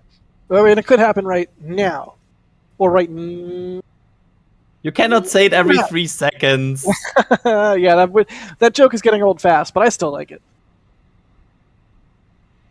You know what? Yeah, while we're waiting for this hold to be resolved, I'm going to run through some super chats because they are getting pretty stale, and I do want to express our support to everybody that has come out and shared a little bit of their hard-earned cash to help us do what we do.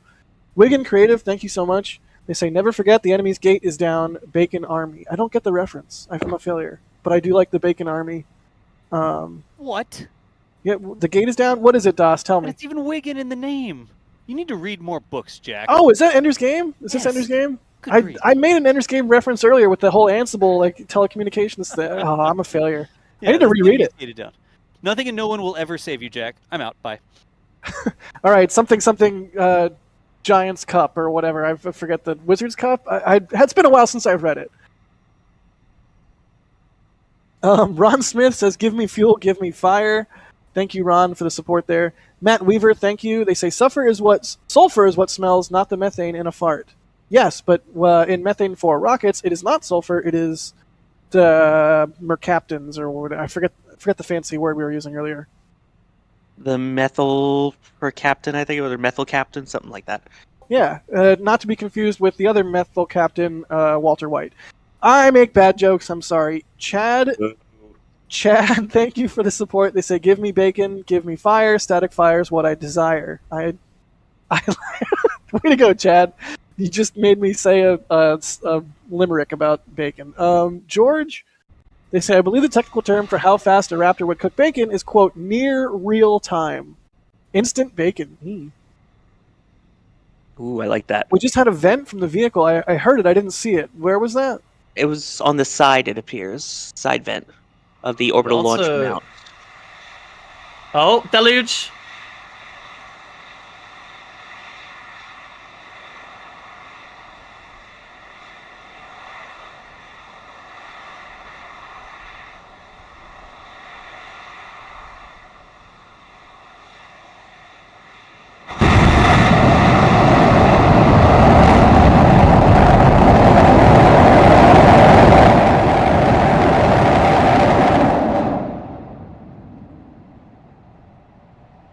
There you have it. That was a lot. That was wow. Certainly the largest number of engines we've seen static fired on a booster so far. That was amazing, and it seemed like a fairly long duration firing as well. Yeah. Success. And it's standing. Still standing. Orbital launch mount is still there. Excellent. That's a large plume from that. Wow, the dust it kicked up. That was a lot of engines, 100%. That looked so full of force. Michael Baylor tweeting that pending official confirmation, SpaceX likely just conducted the most powerful rocket engine firing in company history. If that was a large enough number of Raptors firing, then that could have been the most powerful firing that SpaceX has ever conducted, which is a cool observation on his part. I now kind of want to go back and rewatch over and over again and try and determine how many engines fired, but it's kind of hard to say given that deluge is active. Holy cow. Also interesting to see the orbital launch mount still looks pretty good after that fire, so it looks like the fire suppression system, the FireX and everything is doing really well with the upgrades.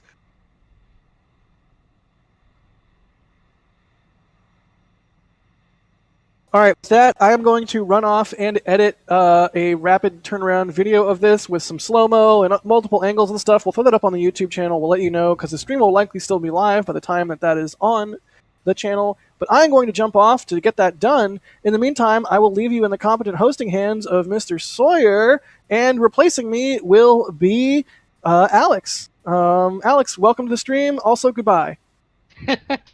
Shuttle horses bacon. To feel. Yeah, bacon. I can fill you in with that. Wow, Alright. that was quite a test, Sawyer. Wow, yeah, that was an absolutely unbelievable test. It's definitely more than last time, which has only been 7 up until now. So it'll be interesting once we get the official confirmation of how many of those actually fired. I mean, And look at the OLM. It's still standing. It's charred, but it's still there.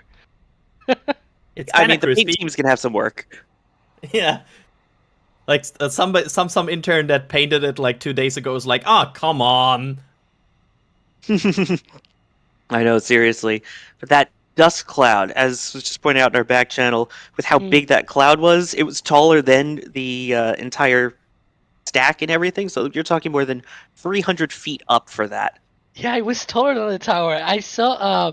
That reminded me of a recent live stream we had. There was a question, and the question was like, "Will the dust cloud kicked up by the booster, like engulf the whole rocket?" I guess we have an answer there. Yes. It will likely engulf the whole rocket. Yeah, I think that's safe to say now, and that wasn't even the full. Likely wasn't the full 33 engines there. Yeah, it's amazing. Oh Wow. man. Oh boy! All right, compose myself here. So, you get super excited by that. Yeah, I know I that can was worth the wait. Wow. I just cannot stop smiling because we've been waiting for higher engine of test firings for Booster 7 for so long, and we're finally there, and things are going well. We actually have a vehicle still standing after the static fire test, and I mean that to me is already a big win. Yeah. Like, it didn't look like something was off. It didn't look like something went flying or something, which is very good sign with increasing engine static fires. Like, this looked, dare I say it, very clean and very just routine almost. And I love that, because that's what you want to have after such a test. No surprises, just it looks good. Oh, absolutely. And we're going to talk about the sound of those Raptor 2s. Once those lit and fired up, oh, that sound was amazing. Sorry, I know I'm just kind of rocket fanning over here, but still. All right. Well, while we are working on getting some of those replays and taking a look at everything, we can take a look at some super chats and answer some more of your questions. Don't forget, you can always tag us at NASA Spaceflight if you have those questions, and we will try and answer as many as we can. Yep, there is the deep press.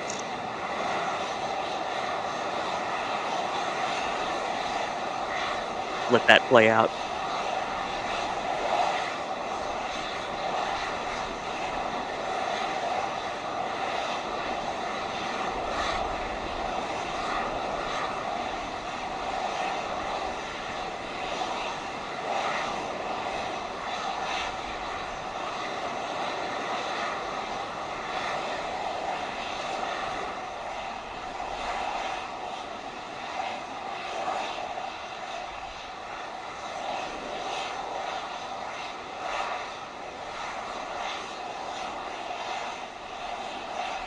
And we have,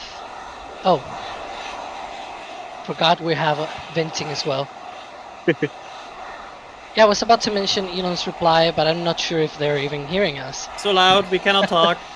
Yeah. Yep. Maybe now?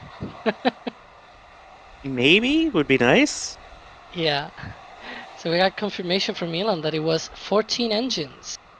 Yep, Yes, Elon replying to the NASA spaceflight tweet, we can confirm 14 engines, double what we saw in the previous static fire back in September.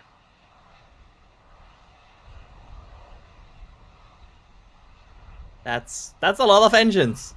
And also this booster is now getting saved from what it went through and just, basically making sure that everything and the detanking goes nice and dandy. Exactly. So I know this seems kind of like an obvious question, but I know Marcus asked this. I've seen a few of this in chat. Are there potentials for any more tests after this, or what is next from here?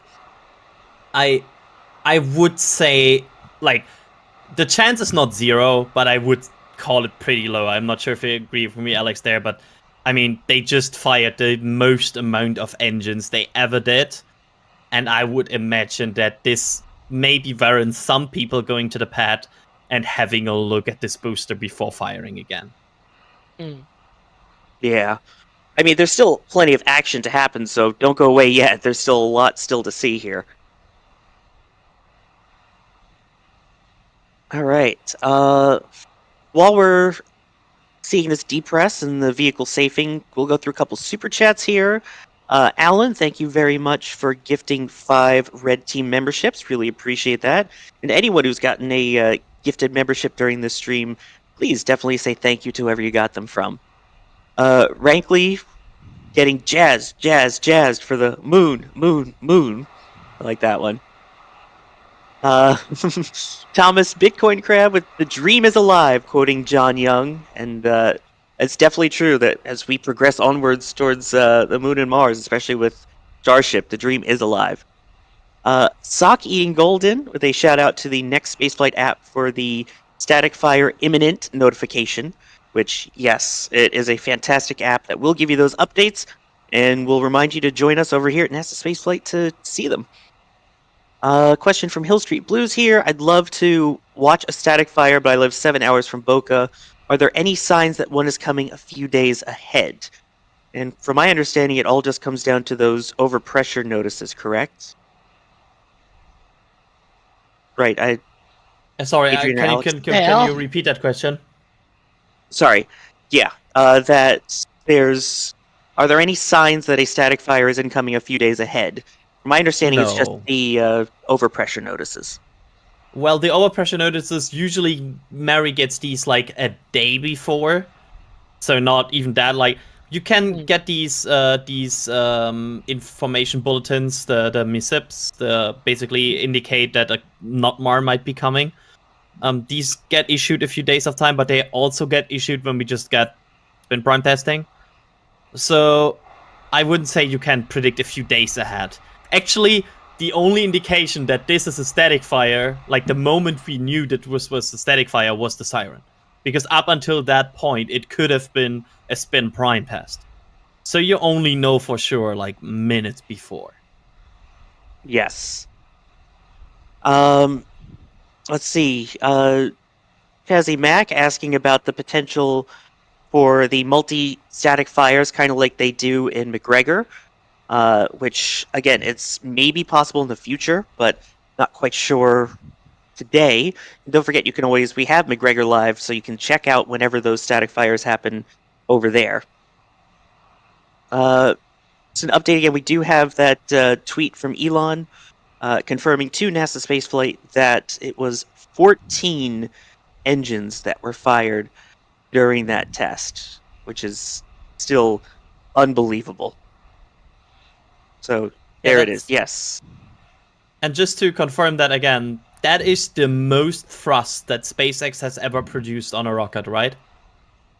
Yeah, it's equivalent to 37 Merlin 1D engines, for reference. So 10 more Merlin engines than Falcon Heavy.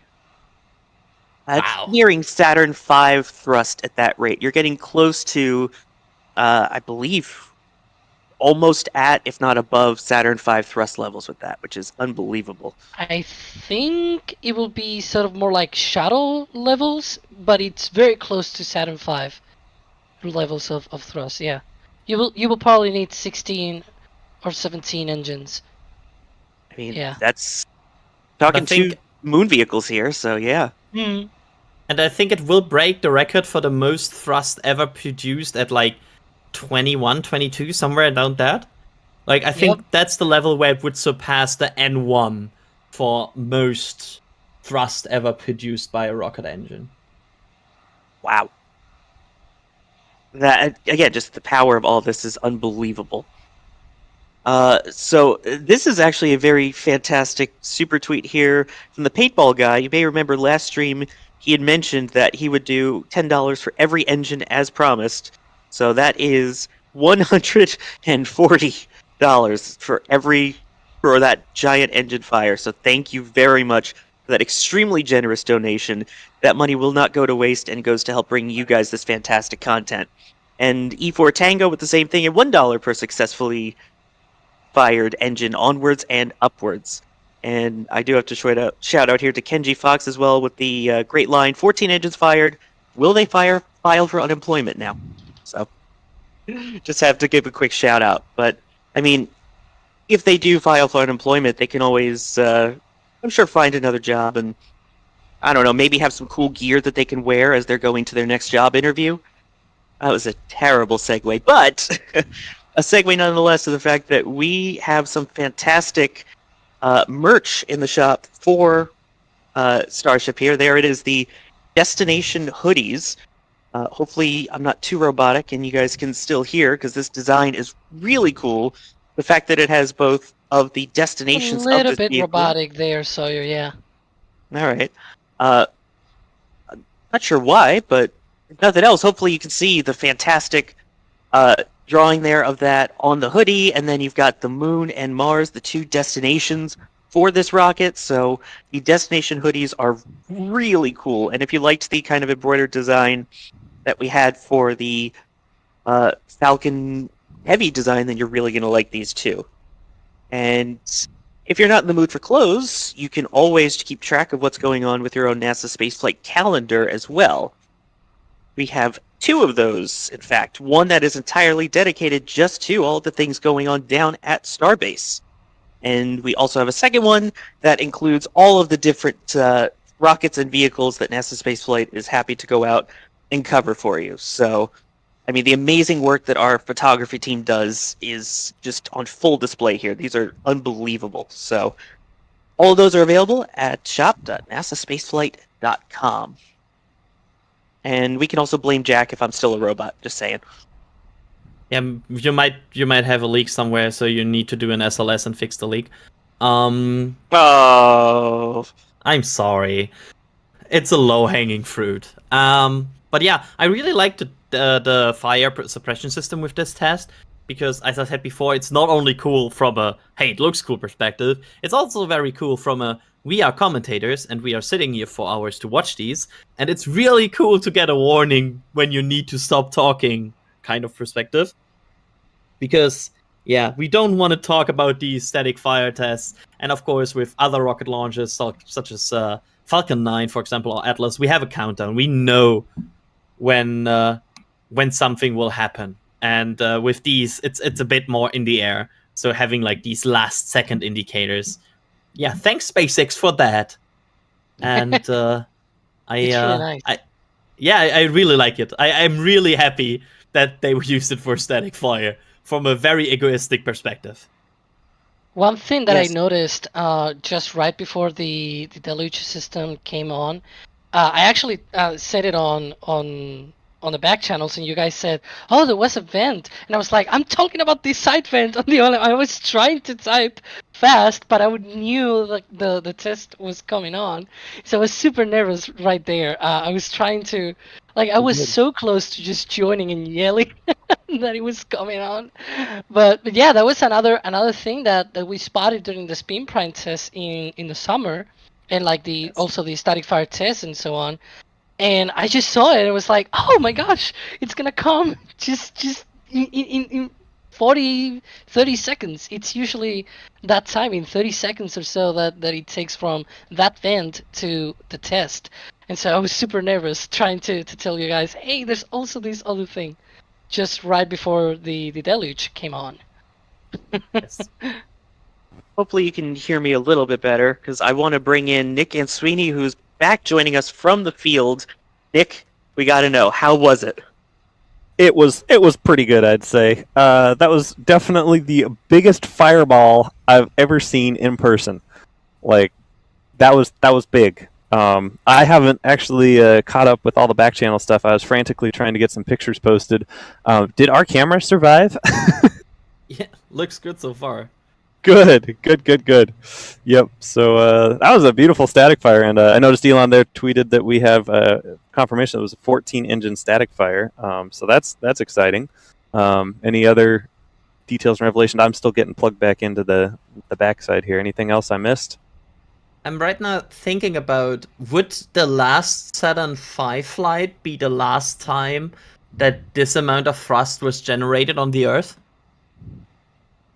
I mean, non-nuclear blast, probably. I mean, it dwarfed Falcon Heavy, so... Was there any N1 firings after Apollo 17? I don't think so. Yeah, that's like my... And also, what's, like, Energia had 32,000 kilonewton? Like, this is very interesting, yeah. I think this is the thrust of Energia or something like that. It's 3,220 tons of thrust, metric tons, by the way. So this would be more, right? I actually haven't checked the proper numbers, but if you give me 5 minutes, I can look it up for you.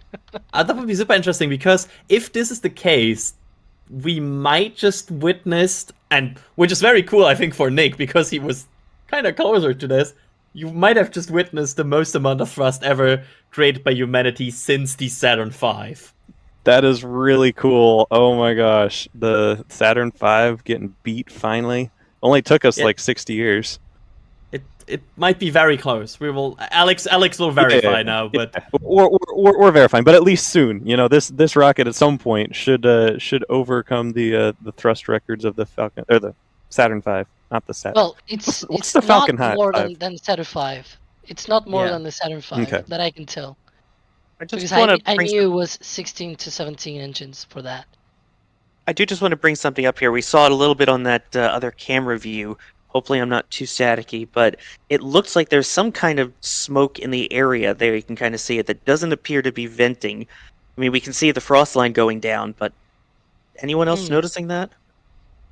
Wait, where? I wouldn't be surprised if there was some small fire nearby. Yeah, kind of at the bottom of the OLM there. You see it going across every now and then. We'll keep an eye on that, see if there was any possible grass fires during that. Because I know Musical Wolves came in with the super chat earlier saying, no grass fires, smiley face. We'll have to see if that's still the case. Yes, please, no grass fires. Yes.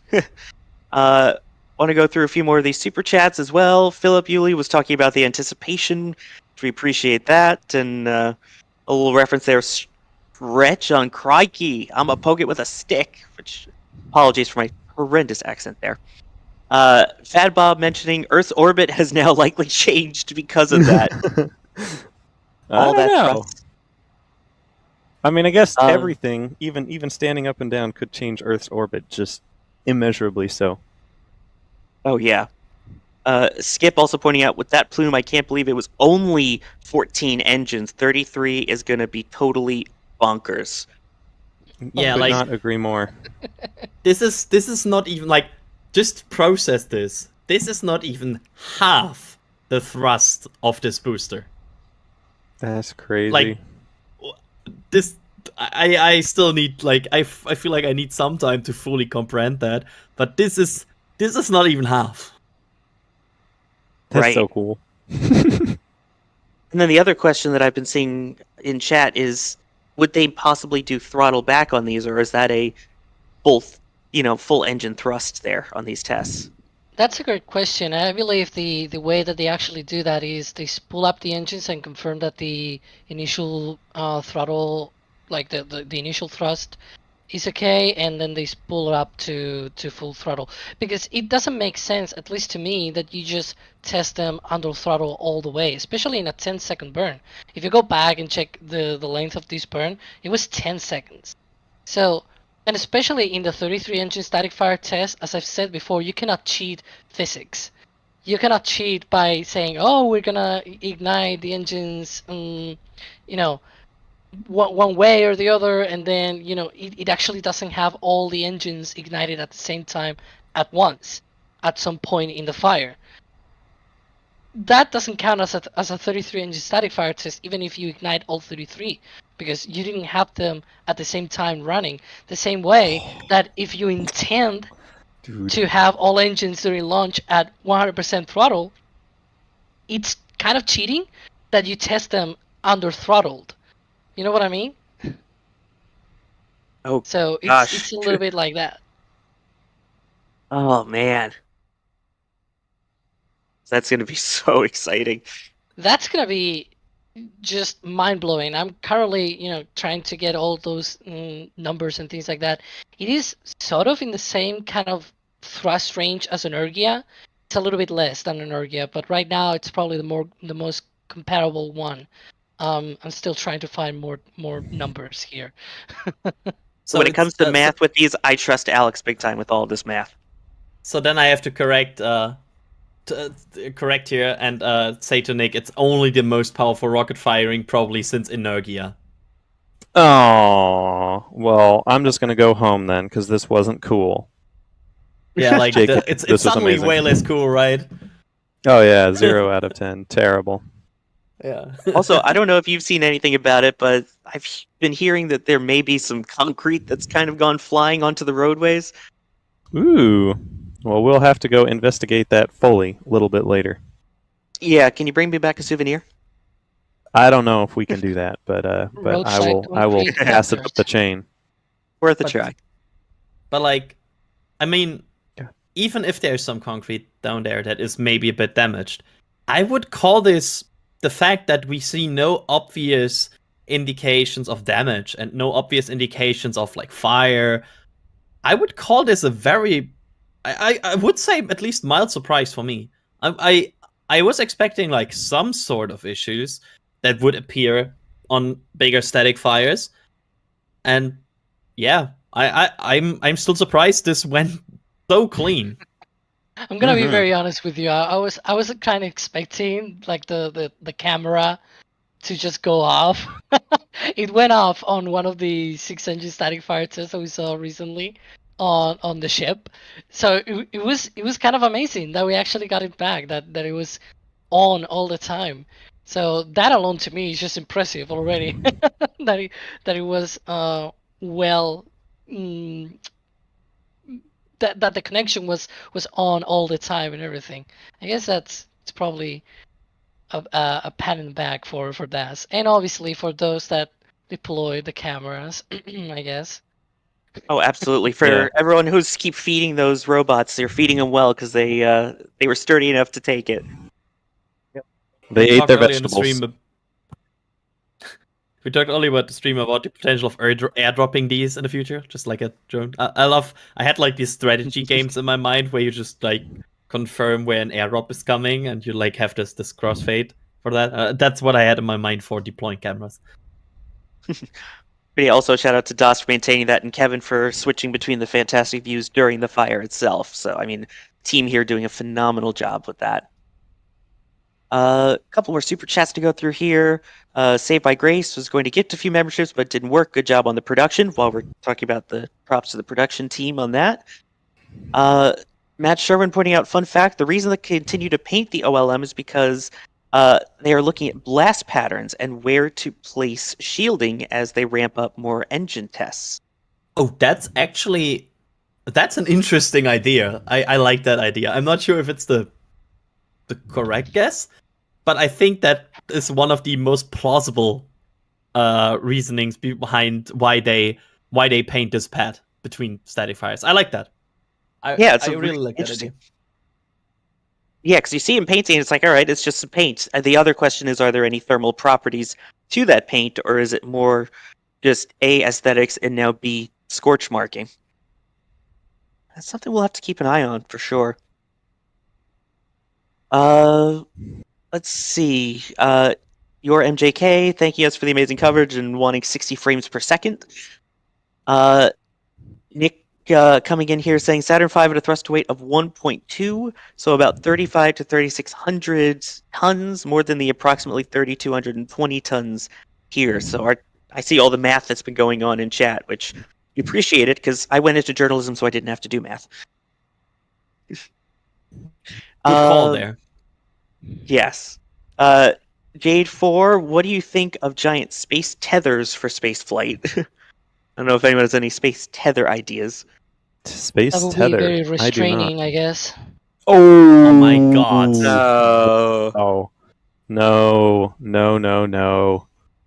I mean, if I can hook up to the Wi-Fi on it, if it's that kind of tether, then sure. No. No. And, oh my gosh. And, by this kind of response, you probably guess nobody of us has a hard opinion on space tethers yet. No, we don't. Oh, nope, not yet. I will just point out that somewhere else in this building on a totally different floor, someone just totally cracked up at that, so I'm a little proud of myself on that one. I can guess who. Uh-huh. And Aaron asking, will there be another static fire before, I guess, launch or lunch? I'm not sure which, but both are good questions. Well, if there's a static fire before lunch, I'd be really surprised. I mean, when do you have lunch? Like, what's the I'm kind of hungry.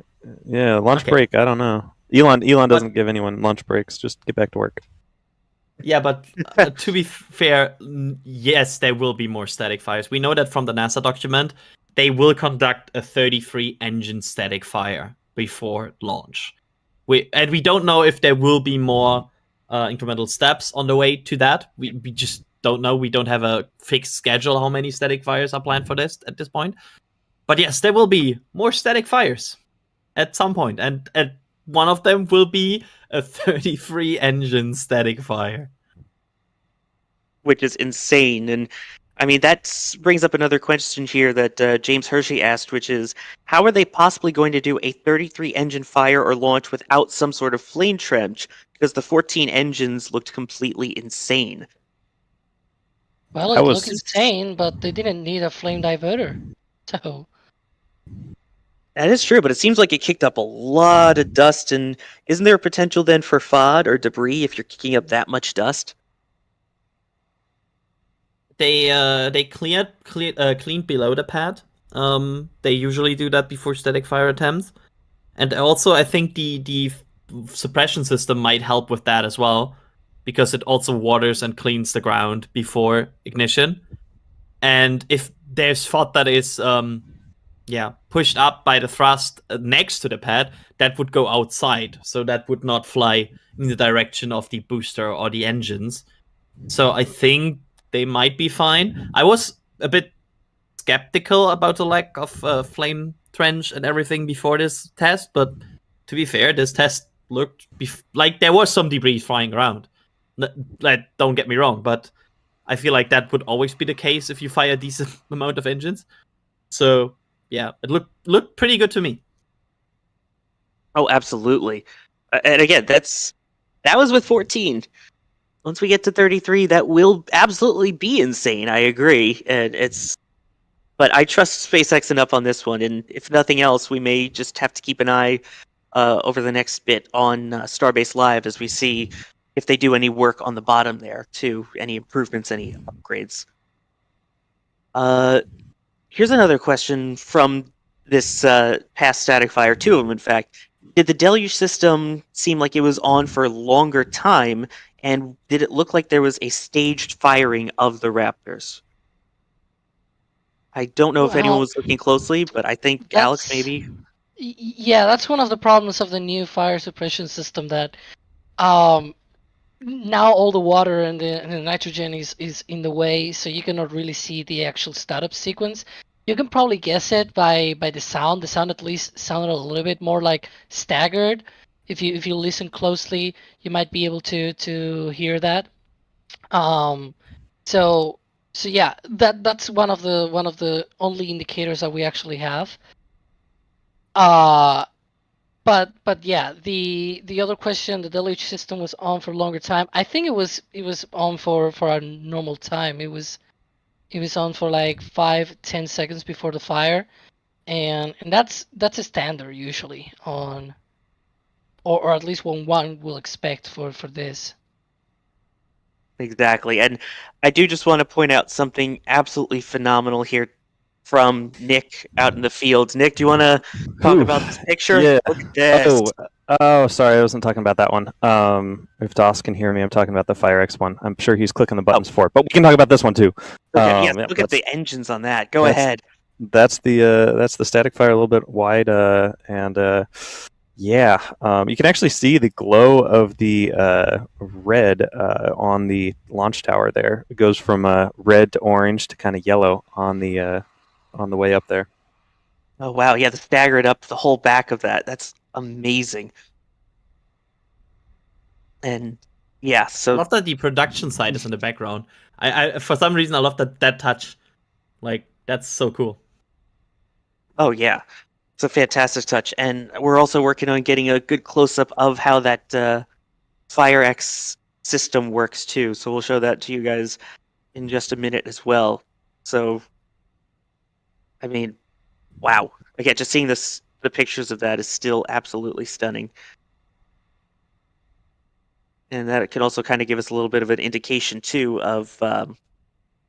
There it is. Look at that. There's your close-up of the there it is. deluge Okay, cool. system. Okay. Yeah. Nick, what are your thoughts now seeing that zoomed in? What are your thoughts on it? That was kind of crazy. I wasn't really expecting to see this quite in so much fire and fury. You can see there the FireX system in function both on the right and on the left of the that center column there. I posted this picture up on Twitter. You guys can find this full res image up on my Twitter at Nick and Sweeney if you want to take a look at this a little closer. But this is a really good view of the base of the OLM in work and showing how the FireX system is suppressing something. I guess I don't know. Looks like a very small pipe in comparison to the rest of the flames. But hey, I guess SpaceX knows what they're doing. And unfortunately, it did look like my camera moved focus on me a little bit, or perhaps I'll have to look at it when I get back out there. Perhaps I was focused on the backside of the orbital launch mount, so not quite tack sharp like I'd appreciate, but you know, hey, better than nothing. Better than nothing. This image is absolutely phenomenal, man. So still, amazing job on that, and it really does put that into perspective. And I know there were some concerns a while back, what we talked about, I believe, on the Spin Prime one Thursday about, don't those seem a little bit flimsy? How are they going to support it? And they performed, it looks like from our perspective at least, exactly as planned. Let's see. So we still are seeing some action, it looks like, from the orbital launch mount. We had a little bit of a venting earlier. Any idea what that might be? Is that still part of depress? Yeah. So far, this is very similar to other depress operations we have seen. You see the engine still venting a bit. That's normal. You see the recondenser being up at the tank farm. You see all these vents we would expect in the depressurization operations, where they just save the vehicle, empty it, and yeah, basically get ready to spool down. So yeah, this looks all quite normal and good. All that. Normal and good. Love hearing that. I'll even go as far as to say normal. Ooh, that was a Nice. $10 fine from Mr. Everyday Astronaut. I will pay it. I don't care. It's worth it. No, wait. That wasn't from Tim. That was from who said that? No, that was during the SpaceX live stream. That was John. Was that John yeah. Innsbrucker? Yeah. Yeah. Okay. On the Intelsat 35E launch. I even Of know course, you know that out of your head. Come on, Adrian. The course propulsion continues to be normal. I even know the entire phrase.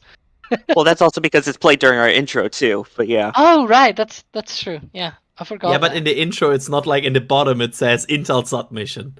Yeah, that's true. I know the mission, but because it's scrubbed twice, so you kind of remember those missions that are scrubbed a lot, like I don't know, Artemis 1. Anyways. Oh no! I feel like some people are very mad at us right now. I also remember Oh. SES 9. Hey, and it's Falcon 9. Okay, it was in 2016. I know, but it's Falcon 9. There you go. Yeah, we got to be nice to what we say. The big orange rocket is listening. Do you remember Adrian NROL 44? Painfully. Uh-huh. See? I See? I remember some very bad like stats about NOL 44 because There there you was go. like wasn't there like this stat that the Falcon 9 booster launched like 3 or 4 times in the time that NOL 44 was on the pad? Like there was a crazy stat about that, and as a Delta 4 heavy fan, this hurt me. Like it was like I was reading it, it was like a poke in the side. I'm gonna try and forget that because I was there for all of those attempts as well. But let's go back to Starship here because the PTSD is kicking in. For those of you asking in chat, we are working on getting a replay up momentarily, so please stand by. We will have that for you. So going back kind of to the OLM, we were talking a little bit earlier about the possible thermal protection. So as they're noticing all these scorch marks and everything, could SpaceX use something like a thermal metal spray or thermion coating to protect it from static fire and launches, is what Adrian is asking. Other Adrian. Oh. If this Adrian wants to answer it too, but yes. It's from Adrian. So, Adrian, you want to answer Adrian? The answer sounds lame, but yes, it could be the case, but we just don't know if that like I wish we know what the coding was for, but since nobody has like spotted the label of the coding they're using yet, I do not think we can say. But it could be. It could also be like something that, for example, protects the pad against like salt water corrosion things because they're close to salt water, and usually that's not really great for infrastructure. And that could also be the case. There's a lot of theories what this whole the coding could be for. Right. And yeah, I don't know, Nick or Alex, you may be able to answer this one of what do they actually use to... Actually, I'll get to that question in just a second. I do want to point out that we do have a replay of the static fire, and I do want to make sure that everyone gets to see that, and then we can take a look at it closer and see if we spot anything, any of the staggering and what we have. So we will get that up and play that for you.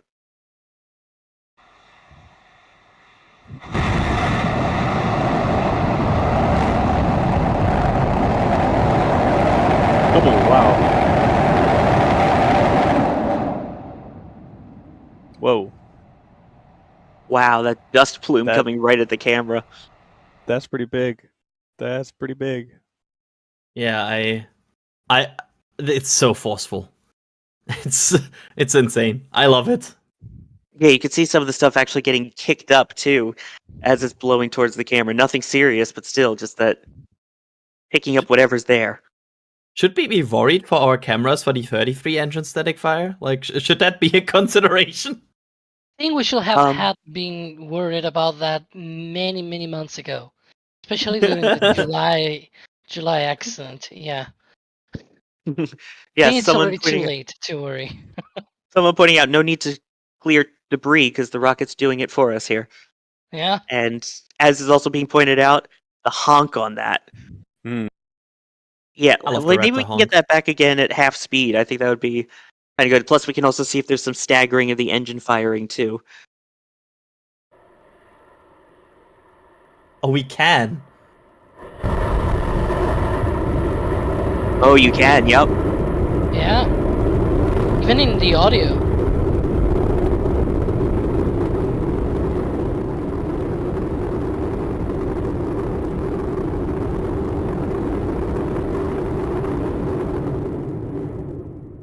You can see in the light levels that reflect on the tower that it's increasing. You can see how the light level has like several layers where it just increases.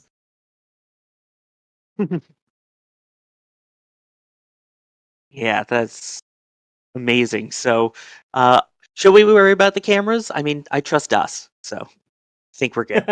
Look, they'll be okay. Oh, that doesn't get old. Hang on a second. How are you going to put me on the hook for that? We had our skilled field team deploy them today. Nick, are you worried about the cameras? I am very worried about the cameras per our frantic Discord messages a minute ago. Maybe we should check on the cameras and see how the cameras are doing. That would be amazing because That might be a thing. for all the people listening here, I've been editing and looking through pictures that are getting uploaded from some of the deployed cameras I have out there, and there's this one shot that just the big dust plume just gets bigger and bigger and bigger and bigger until everything is just brown, and I'm like, oh dear, is that camera alive right now? I don't know. There's two of the shots, and your antenna that seems to be radiating into the ground, Nick. Oh, well, that's well, thank you. But I think there's some more deployed around as well that we'll check on in a bit here, Nick. Yep. They are alive. That is good. Happy bots. I love the fact that we're like, yeah, that will be fine. Des took care of that, and then Des and Nick went like, no, we are worried. Wait a second.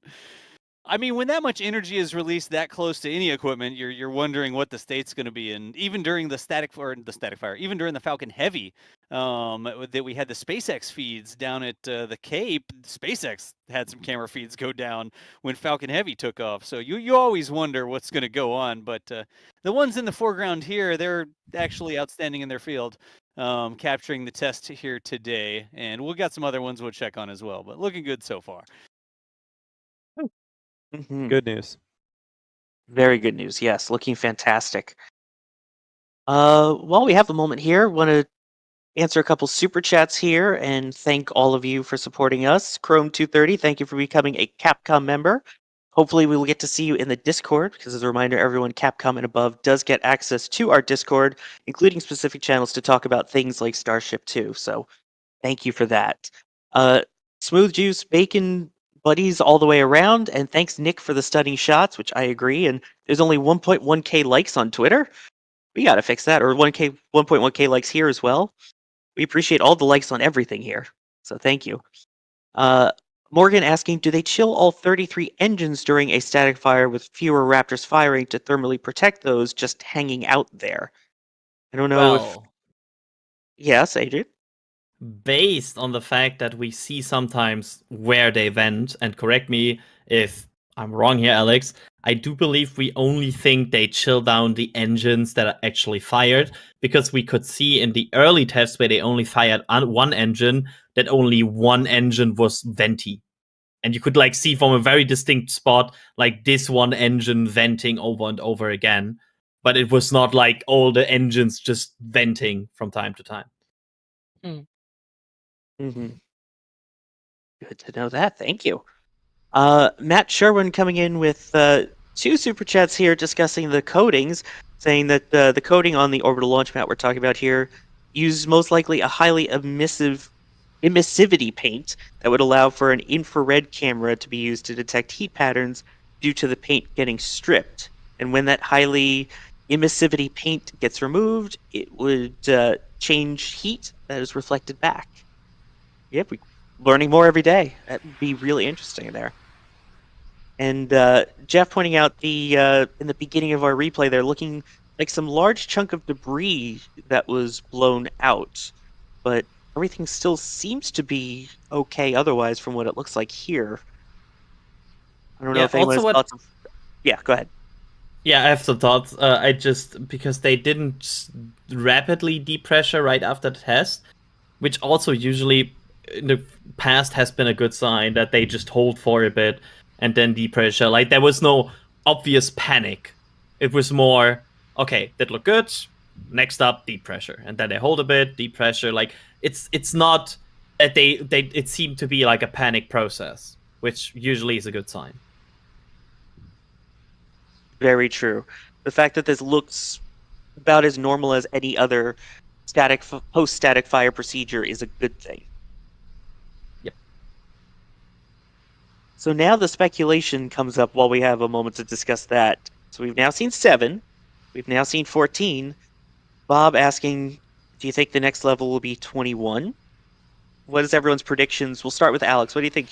What's your prediction for next static fire? Or Nick, go ahead first. Yeah, I wouldn't be surprised if they do some more in this range of between like 10 and 20 engines. So yeah, I wouldn't be surprised if they do a couple more of these, and then we'll see that 33 engine static fire. Because remember, there are 33 engines under there. They're probably going to want to test each one of those 33 engines.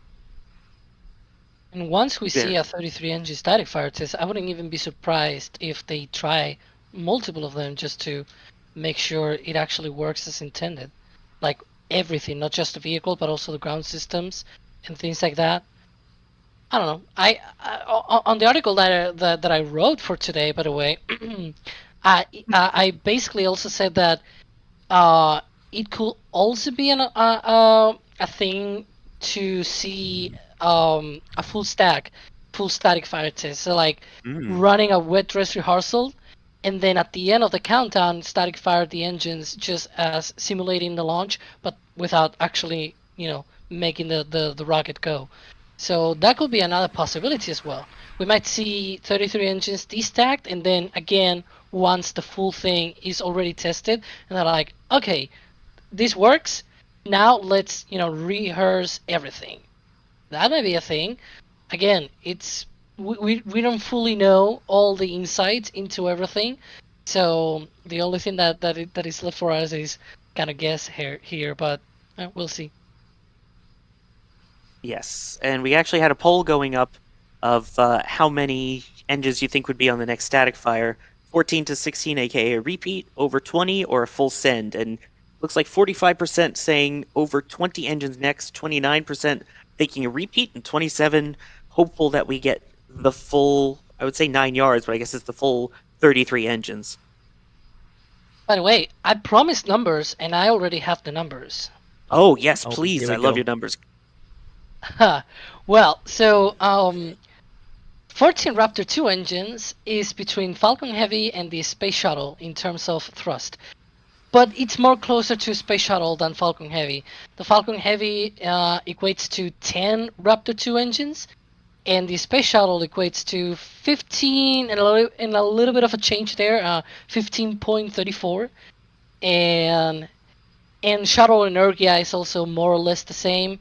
Saturn V is a little bit under 16 Raptor 2 engines, and SLS goes all the way almost to 17 and a half. So basically, maybe a spin prime on the 18th engine. So yeah, wow. It's sort of in that same range.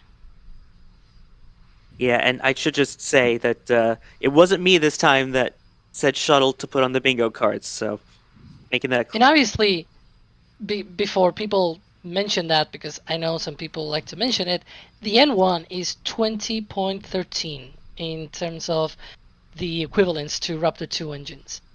So if they fire 21 engines, if they fire 21 engines, that's more powerful than the N1 rocket.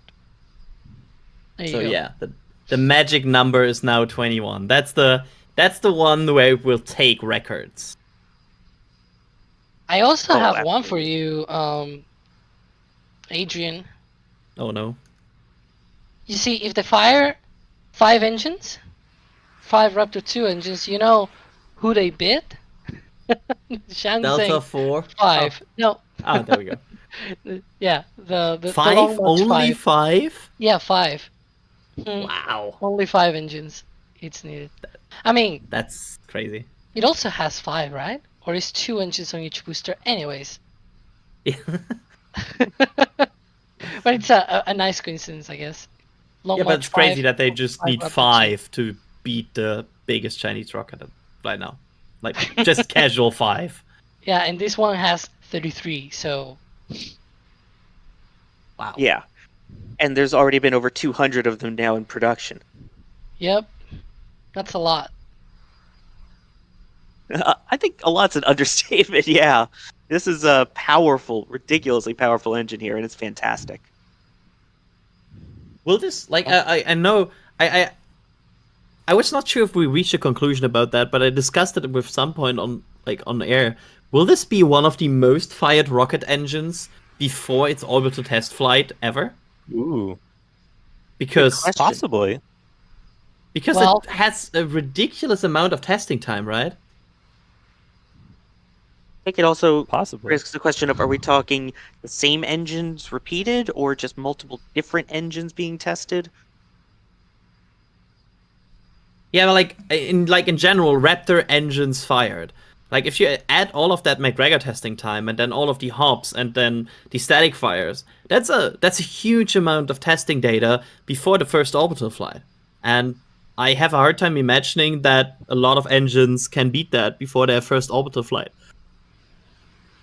I mean, if you include McGregor, then yeah, absolutely. Now I'm curious how much the RS-25 was fired before the first flight. Good question. How many times the RS-25 was fired before it first flew on shuttle? Yeah, we'll see. I'm checking with the shuttle expert right now. Chris G says dozens upon dozens of times. So, sounds like it would be close at this point. Yeah. All right. Here's a question from BK asking, is there any concern of metal fatigue that the bottom of the LOX tank is chilled to cryo temps and the top has not been? And loves the coverage. So is that because it doesn't seem like we're getting that full fueling all the way up this tank, is my understanding. Well, but it is cold still. Like, it's not that, like, the air in there is warm. So I don't think it's as drastically as it looks. And I mean, I would imagine no, because you still have you would already have this asynchronic effect if you always fuel it as well, because the top would always be the last to receive cold material and the first to no longer have it. So you would have this problem with fueling it fully all over again also, and I do not think it is a problem as of yet. They want to reuse this a lot of times, so if that is a design problem, that would be a shame. I just got a notification. I think we have a video out there with the replay of the static fire. Ooh. See, this is why it's important to subscribe and hit the notification bell so you get notified for these videos. That was a quick turnaround. Yeah, talk about really that might be a record. That's I can do faster. That was about an hour. I can do 40 minutes. I'm ashamed of myself. It was not an hour. It's still not an hour. That was 12:51 p.m. I think, and we're almost to 1:45 p.m. So it was not an hour. Don't shame yourself. You're real good. I mixed very and really good, but I don't care. But either way, you can now get multiple angles of the static fire on our channel. Absolutely. And yes, that is and that's our job to do, not yours, Jack. Let's see. Someone was asking kind of along these lines here. Rich asking, how many full engine tests do you think the pad can handle? I suspect we wouldn't want to see more than the minimum necessary, because the energy involved could be pushing limits. I mean, we're talking about this design for reuse and reusability and quick turnarounds. Do you think this is a pad that's here to stay? Or is it something that they're just going to test it as few times as possible and get straight to the orbital test and then build a new or upgrade one as needed? I mean, this is the test. This is the pad they want to use for orbital flights so far, and I think it's here to stay. And also, I feel like it's way too long in build, so that it's only used for a few times. And I would imagine that it is constructed in a way that it would be able to handle multiple full engine static fires, because otherwise that would have been a bad design for a pad. So I would imagine it can do this multiple times. However, and that should be said, there could always be the potential that they learn something doing these very high energy static fires that might result in the pad not being built correctly to withstand this amount of energy. So we will see. The wise words of Chris G, indeed. Yes, I now owe him $3 apparently in royalties. Well, cheaper than the other phrase, so that's fine. I don't even want to know how much I would get charged if I talked about empty pad shots again with DOS. So we'll continue on here. All sorts of ideas concerning pricing there, Sawyer. We can catch up later. Can I get Can I get on a payment plan at this rate then? Like a monthly subscription to NSF phrases. Yeah, a monthly subscription. Nice, I like it. Yes, NSF Plus. There you go. Oh God. We'll do it $7.99 instead of $8. No check mark needed. Anyway, back to The check mark back to this. included, you mean? Yes. Oh, well, we do have some other people that are supporting us as well. So thank you to Alex. No message, but thank you for the support there. Nick Salve asking, is there a way to test that the hold down clamps will release when the upward force of the engines is on them? Because obviously right now with these static fires, we don't want to see them release. So is there a way to test that, or is it kind of just you test it without the rocket and hope it goes? I'm not sure if they are like is the booster also like this is a question for Alex. Is the booster also standing on these hold down clamps? Well, it should be standing on the hold-on clamps, otherwise that thing will go through and just hit the ground. But can they release them without the booster tipping over? I don't understand. What you're saying Yeah, that like- if one doesn't retract, something like that? Could they do a test, for example, right now, and the booster would still stand on this pad? If it was retracted, would the booster still be there, or if you let it go, it would instantly fall to the ground? Oh, it will fall to the ground, yeah. Oh, then Well, let's... hold up. They cannot retract, I think, in the current configuration, because they have a bottom lip. Yeah, I don't think they can retract with a booster on top. You know, I have to actually look it up. I think they cannot go. They cannot retract with a booster. Otherwise, the booster would just fall down the pad, which would be bad. Yeah. No, but Okay. even with that, it's more like this is gonna be a bad comparison, I guess. Like the hungry hippos, that they grab onto something. So you have the upper munch. I don't even know what's like the jaw of the hippo or something. The bottom. Jeez, the bottom jaw. Did you just say the upper munch? Yeah, when it's munching on the booster, there's like a lip on the bottom, and so you have to open it and then retract the hold-on clamp. But if you just retract the hold-on clamp without retracting it, then you just basically ripping off the bottom lid of the booster. So you cannot retract the old end clamps just like that. I don't know, Alex. I can't get past the upper munch. Folks, thanks for watching today. We're going to go ahead and call the stream on that comment. Oh, no, The no. upper munch of the hold-down clamps. But That Doss, is the a road new isn't one. open. The road is not open yet. We can't spin this down. Clearly, we're not going anywhere, no matter how bad the references are. So you're stuck with us, chat. I have tears in my eyes. Let me just say, I've heard rockets and rocket systems compared to a lot of different things.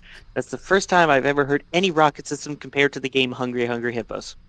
Because it's just like that. It's like munching on the bottom lip of the booster. There's like jeez. It's super complicated when there's not like technical Sounds terms like for it. any of this. It does make sense. It goes out, it holds on to the little ball thing that it has to collect, and then when it's time, you let go, it retracts. Exactly. So if you don't let go and just retract, you just basically rip off that lid at the bottom of the booster. It doesn't make sense unless you actually open the clamp, which is one of the things. Yeah, which is one of the things that actually allows them to static fire this, because this was 3,220 tons of thrust with 14 engines. Okay. And there was not a lot of propellant on board. We get a lot of concerns from people saying, oh, they need the full stack and fully fueled in order to be able to test all 33 engines. But I think this was way more than what the clamps will see on even a fully fueled static fire test with 33 engines. So there you have the proof that they can actually hold down the booster when it fires a lot of thrust, just because of the thrust to weight ratio in this test. I can probably take a try at estimating that after the live stream and probably tweet it out and something like that. I don't know. I'll maybe think about that later. But it's another proof that the hold downs are designed to be able to hold down the thrust of the vehicle, and especially they have a double turnbuckle on the hold downs that actually compresses and doesn't allow them to open up. That's kind of the thing that I was trying to say with the upper munch or something like that. It's like the jaw of the hold down that is being pressed down even more for this static fire to suggest they don't release the rocket, because otherwise it will release the rocket and fly away, and that's what you wouldn't want in a static fire test. Obviously, for launch, these turnbuckles will probably be removed, and then now the clamps can open and release the rocket, which is what we want for launch, obviously. I do feel like I have to point out the ideas that were now presented by some people in chat, saying we need an upper munch nightbot command, we need upper munch merch, upper merch. Yes, upper merch munch, Nice. merch. And someone Hungry saying that we Clump? just need to have our own brand of Hungry Hippos game now. instead of Or hippos, there's- maybe we just make it rocket clamps for different rockets. No, the marbles are like methane and LOX, little things that determine, like, they represent methane and LOX, and you have to like tap the Hungry Hippo thing to try and fill up your tanks with the right ratio of too much. Well, as long as the orange hippo doesn't start leaking them out, then we're fine. I need to Google this game. How's it called? Hungry Hippos. Thank you. Probably got a German name that's, I don't know, I probably can't pronounce. I won't even say the name in Spanish because it's obscene. It's not. Is it really? Yeah. Do you want me to say it? No, I no, already no. said it once. Nope. I already said it once, and the whole chat was like, "Oh my gosh, this is what it means." Then let's yeah. not then. let's, Yeah, let's not. Let's It's not. But everyone can now use their imagination, at least for a comparison of how this works. So there's something out of that. All right, back to normalcy here. Norman asking, is SpaceX randomly picking engines for the static fire, or is there maybe a logical order? For example, pumps, the manifolds. My thought, maybe it has to do with the rings of where the engines are located. I would imagine that it might be a setup that makes sure that the thrust is kinda in the middle. That's just my expectation, because I would not imagine them liking the fact that this booster would produce like asymmetrical thrust. That's just like, I don't know. I cannot say that this is for sure. That's just that I would just speculate based on logic, maybe. And but besides that, we don't know. We know it's not completely ring related. I think we saw that in earlier static fires, that sometimes they fire randomly all over the ring. So it's not like ring 1 and 2 fires, ring 3 doesn't. But yeah, there's probably a logic here, but we don't know the perfect logic here. Yeah, some method to their madness or whatever, right? Yes. Exactly. I mean, it's SpaceX. There's always a method to the madness. Nice. And then Tech Controls asking with the super chat here, have we figured out what procedure they will use to load Starlinks? Like where they will load it and what point during integration they will be loaded? Thanks for the stream. I know this upcoming ship test will not have an available payload bay or a PEZ dispenser in it, but once we do start seeing them loaded, how is that going to work? Very carefully. Yeah, well, I know it was caught recently in one of our recent videos from Starbase of some of the new Starlink satellites actually arriving down in Starbase too, which you can check out on the channel. Yeah, I mean, this PEZ dispenser, my god, it kind of gives it away. They are using it like a PEZ dispenser. There's like a small gap in the booster where they could deploy it, and they can also load them through there. So they basically Booster? put them on booster. Yeah, sorry, ship. Sorry, there was a lot of booster talk today. Yeah. So they basically load them, then that lowers, then they can load the next, and so on. And once it deploys, it will also deploy like a PEZ dispenser, where the first thing will go off, and then the second. Or in my case, how you eat PEZ dispenser, the first, the second, the third, very quick succession. Mm-hmm. Mm. Okay. You eat pezzas just like me. I love Yeah, I that. mean, you don't eat only one, right? No, absolutely How not. can you? Yeah. Yeah. That's like eating one Skittle or one M&M. Yeah, are there people that just pick like one Skittle and eat that? I I mean, don't want to I meet know them. people that pick out individual flavors, but I wouldn't think just one at a time. No, just having one and then just leaving. Like, how does that work? Yeah, that's like Yeah. closing like a bag of chips. That doesn't work. You got to finish the bag of chips. If you're gonna open it, you got to finish it. Yeah, some viewers who, I guess maybe a little on the older side, might remember the bet you can't have just one advertisements. Seems like there is some consensus on that here. Wasn't there another one that was like once you pop you can't stop, like Pringles? Pringles, once you pop the fun, don't stop. Mm-hmm. There you go. Yep. So, do we have any? Here's a question for Brandon. Do we know or have any suspicions about the engine configuration that was tested? I know it was hard to see a little bit, but would it be half of the outer and half of the middle ring? Something like that? Sadly, we don't know. Yeah, it's always just more so of the hard to method to see. the madness. Yeah. Okay. Like, we just have to sort of try and make it up, but there's no official statement like, oh, yes, engines 1364, 72. Like, they don't tell us Oh, that. man. But Elon did tweet that there were 14 engines in the static fire. He didn't say, like, the inner 9 plus these or anything like that, though. So it comes down to conjecture, trying to, like, squint down to 2010 at different camera angles and say, oh, I think I see this many flames coming out of this ring. Some analysis can be done, but it is really tough without official information from SpaceX. Especially with the fire suppression system in the way. Yeah. Yeah. I mean, we are also lucky that we today got a confirmation about the engines by Elon, because without that, that would have been hard to count. We would probably be able to make like some estimations after some time, where you like had a sense of how many engines that was, but it would have been hard to just pinpoint, okay, it was 14 without official confirmation. Mm. And also the thing to note is the same thing that we were talking about in the days leading up to this, that this test fire was not going to be like a full ring or something like that. It was going to be more like a mix of engines. I know the easy kind of thinking here is that, oh, it's going to be all the inner 3 engines or all the middle 10 engines or a mix of both. Like 13 engines, or it's going to be the 20 outer engines, and that's kind of an easy sort of solution to jump to and conclusion to jump to.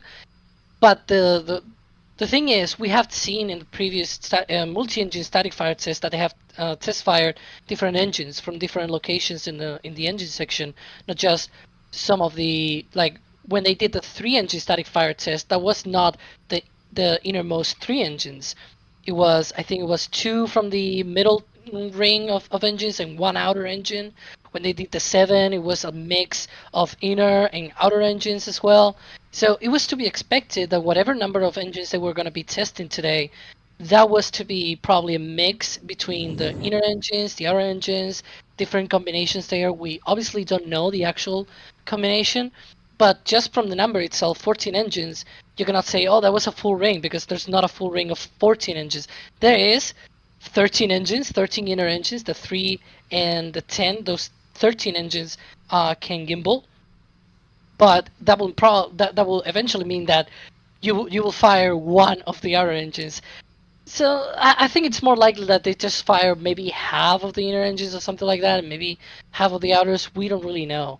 But that's probably more like a more evenly distributed load of the engine firing.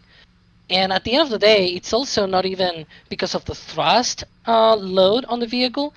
The engines that were fired, for example, on the 7-engine static fire test, which I guess was the last time we actually were able to spot which engines were fired, the thrust was not evenly distributed. It was a little bit more skewed to one side. But it is probable that they want to distribute this between outer and inner engines, because these engines use different plumbing on the vehicle. for example, the Iron engines are mounted directly on that lip that I said on the bottom of the booster, whereas the Center 13 engines are mounted to what is called an aft cap that is basically mounted directly on the aft dome of the liquid oxygen tank. So it's different plumbing that they use, and eventually what you would like to have is a test where you can test all of that at the same time rather than just test one single one, where you can just gather one type of data. If you want to fire the engines, you will like to gather as much data as possible in the same test. Exactly. Very, very good point there. It needs aft cap, by the way, AFT. Because it is in the aft of the booster. So, aft yeah. cap. Yes. Emphasizing that there. Yes. Anot Gav asking, what's the minimum number of engines that would be needed for Booster and Starship to make it past the Kármán line? I don't know if we know that off the top of our heads, but I'm sure we can probably do some math and get back to you on that one. Question here from Gina asking, were the chopsticks wide open during the static fire now that they've been closed, or were they always closed? So what position were they in for this static fire, and is that different from what we've seen in the past? Yes, this is a first for a static fire of the booster. As far as chopsticks position, they were all the way up and swung all the way away. Last time they did a test, they had them all the way up, but they had them wide open. So this time it's all the way up and all the way away. Which, just to point that out, because I feel like there might be somebody questioning that, this could not be a launch configuration, because they are not able to lift the chopsticks above the ship and to the side. So this could not ever be a configuration where they would launch. Yeah. Absolutely. Plus, especially if you are trying to catch the booster back, the chopsticks are a little out of the way for that, it seems like. Okay. The question now also that's being brought up here, it is a good question. Could the next test be a long duration static fire like the last? So at what point do you go from ramping up the number of engines to ramping up the duration? This may just be a speculation question at this point, but I really have the long duration test was for the was for the test of the pressurization system, right? Yeah. So Yeah, the question is, if they want to test that again, they would do that. But if they are satisfied with what the test results, they might just not test that ever again because they don't need it anymore. And one thing to point out, though, that this was already, it was not like a short 3 or 4 second, it was more like 10-second static fire test. Even if, like, you can go to the replay, which has all the views and all the camera angles and everything, and even just by the sound, you can hear that it lasted about 10 seconds as well. Yeah. It's definitely on the longer side. And then that kind of ties in with another question here about, as we start to scale up, is would you need to do a full-length static fire, as in 33 engines burning through a full tank for a wet dress and launch, with Sprognot Animations asking that?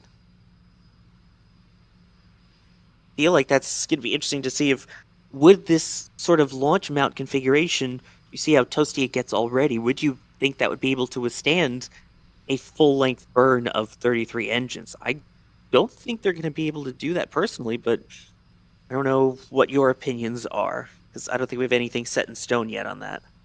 They do have a full-length static fire as in Freddy and burn through full tank. I do not think they will ever do a full duration static fire of Booster 7. Like, they don't... I know. This would be so much for us to handle, and I do not see the stand being able to handle, like, a multi-minute static fire handling. I no. Yeah, I mean, we've already seen some of the toasty marks on the bottom of the OLM after this one, which, again, it still looks in amazing condition from the outside, at least, given the 14-engine static fire that we just saw. But yeah, all 33 for full duration would be a bit crazy. So I don't know then how you test that for flight, or if there even is a way to test that for flight. Because, like, for example, I know Shuttle, it flew on its first official test flight with people on it, but you still had all of their versions of the greed runs that they were able to test full RS-25 stack, and then test all of the SRBs on their own for full duration too. Or I know I'm already just picking off more bingo cards there. Okay, so I know I've been quiet for the past few minutes as I've been furiously typing, downloading, editing, exporting, uploading images. But I have something special to share with you guys. I have gotten one of the pictures that was just taken of this static fire up on the NSF metal print shop. Metal shop. It's not a metal shop. It's a metal print. You can get it if you want this on your wall. You can get it on your wall. And if you don't want it on your wall, well, then it's on your phone or screen or whatever you're looking at it on right now. I apologize. It's not really a replay.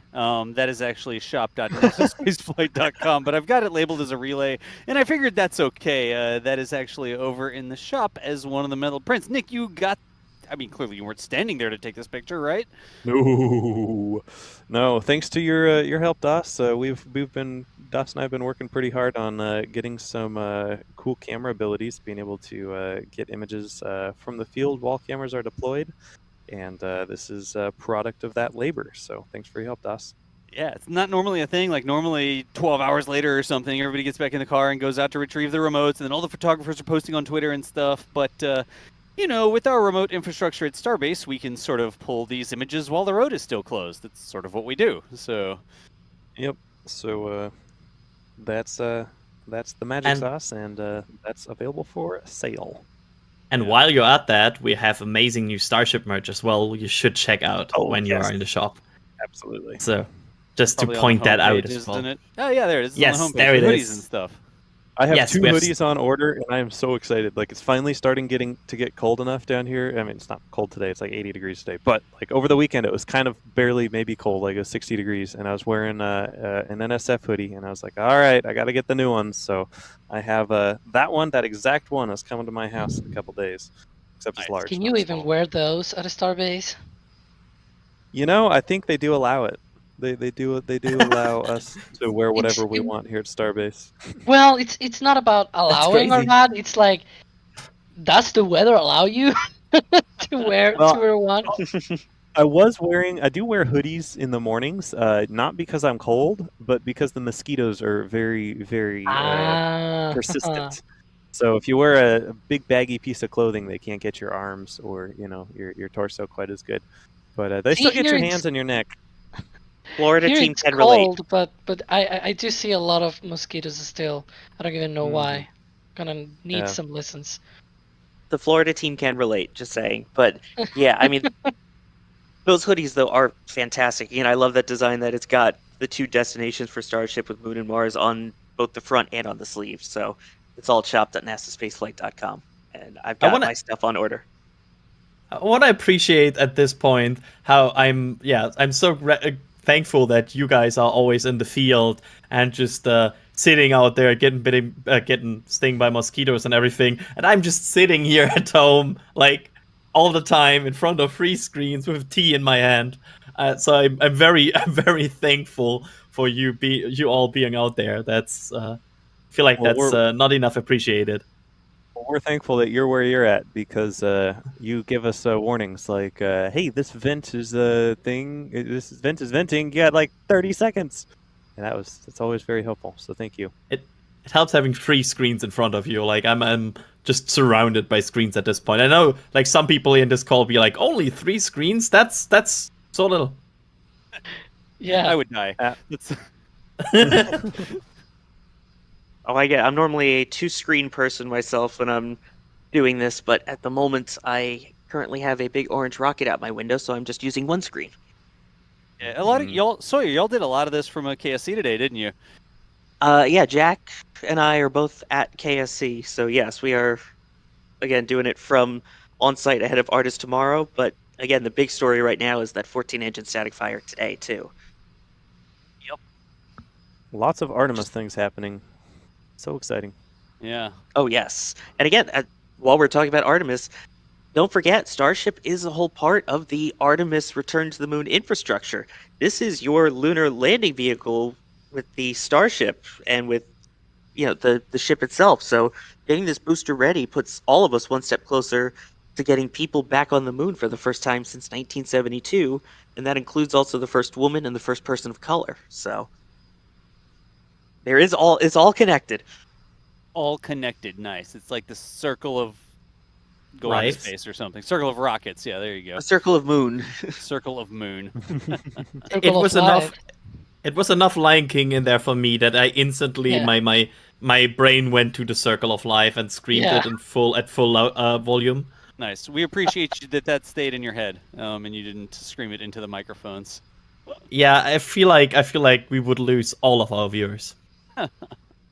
I debated it, but I think it would get copyright claimed if I did. Yeah, you might be too good of a singer.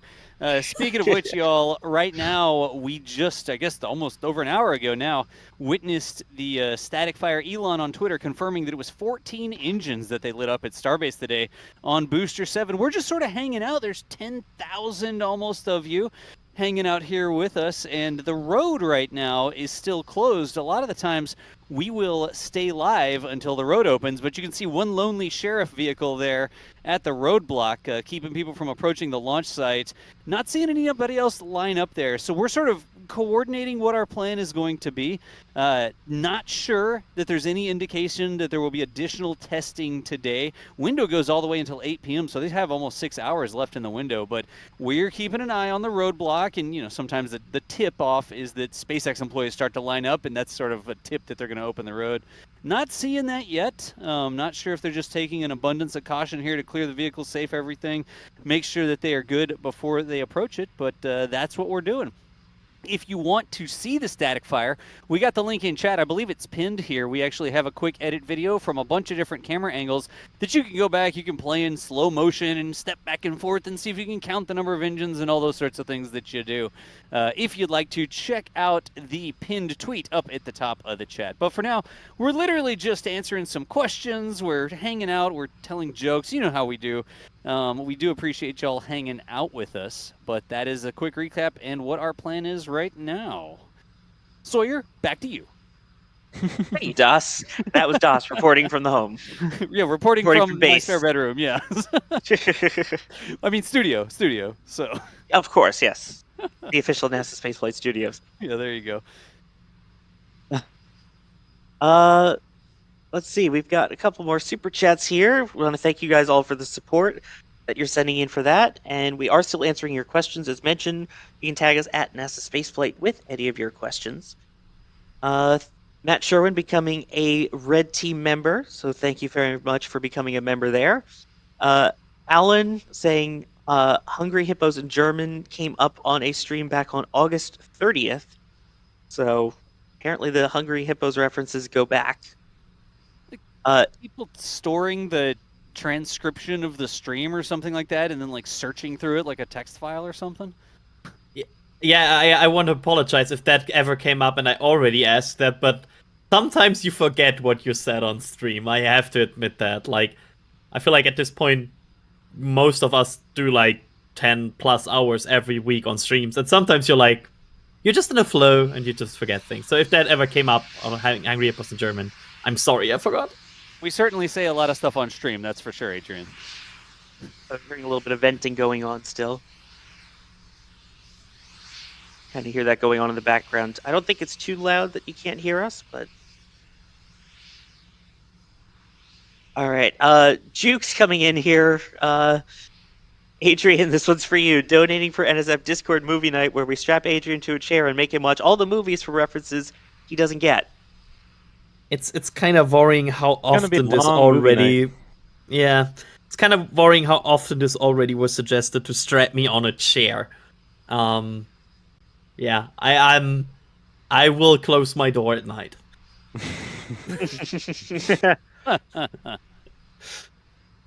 Jim Cavett also mentioning the DOS report. So yes, DOS report, DOS good. And Matt here saying, I wouldn't be surprised if they add refractory or thermal tile shielding to the blast shields at some point, which is apparently something that's common practice in the steel industry. What is the latest with the blast shields? I believe they've been working on getting some of those ready and tested. They're adding a lot of like plates. Go ahead, Nick. Yeah. So actually, just in this morning's daily, if you go back and watch the daily, we do have a clip of some of the first cladding on the orbital launch tower going up, and a big black box going up on it. So we can see that they are progressing towards adding some enhanced cladding on the tower itself. And over the past few weeks, one of the cameras. Oh, yeah, we probably can. Let me. So you guys have like, oh, I have 7 screens. Oh, I have 5 screens. I have 3 screens. I have 1 screen. So Nick is watching on his Apple Watch, like. Hey, it's connected to some good Wi-Fi, so Nice. at least it looks good. But yeah, we can actually see that right there. It's right behind the vent. Allows. Right behind the OLM vent. Yep. Just a little bit of cladding there, and so they'll obviously be adding more. Hopefully, I guess not obviously. Maybe they won't, but that seems to be the current trend. And they have definitely installed some more blast shielding around the base of the launch tower as well. We also saw them. They installed, or more like they built a new kind of wall. I don't know. It's probably some kind of protection shield as well. Oh, there we go. Yeah, right there to the right side, that black box there. It's covering the pipes that go from the tank farm all the way into the tower. And to the left of here, also on the base of the tower, right where the entrance is located, they have built a new wall as well. It appears that it might be going up farther, so it's probably like a 2-stage kind of construction theme that they have done there. So maybe we'll see more work on that as well. But as always, we'll keep watching. Tower cladding watchers. It took me a second to log into that camera. I wasn't logged into that one yet, so I can get you the shot. I just have to click a couple times. I just hope they speed up the amount of cladding they put up every day, because if they are only putting up 1 a day, that will be a bit. And I guess now it is the time, wink wink, not not, to actually have like close-up pictures of the tower before they clad it. That's actually a good idea. I wonder who could do that. If only we had a picture of that. Nick is like noted. I'll have to talk to someone about that.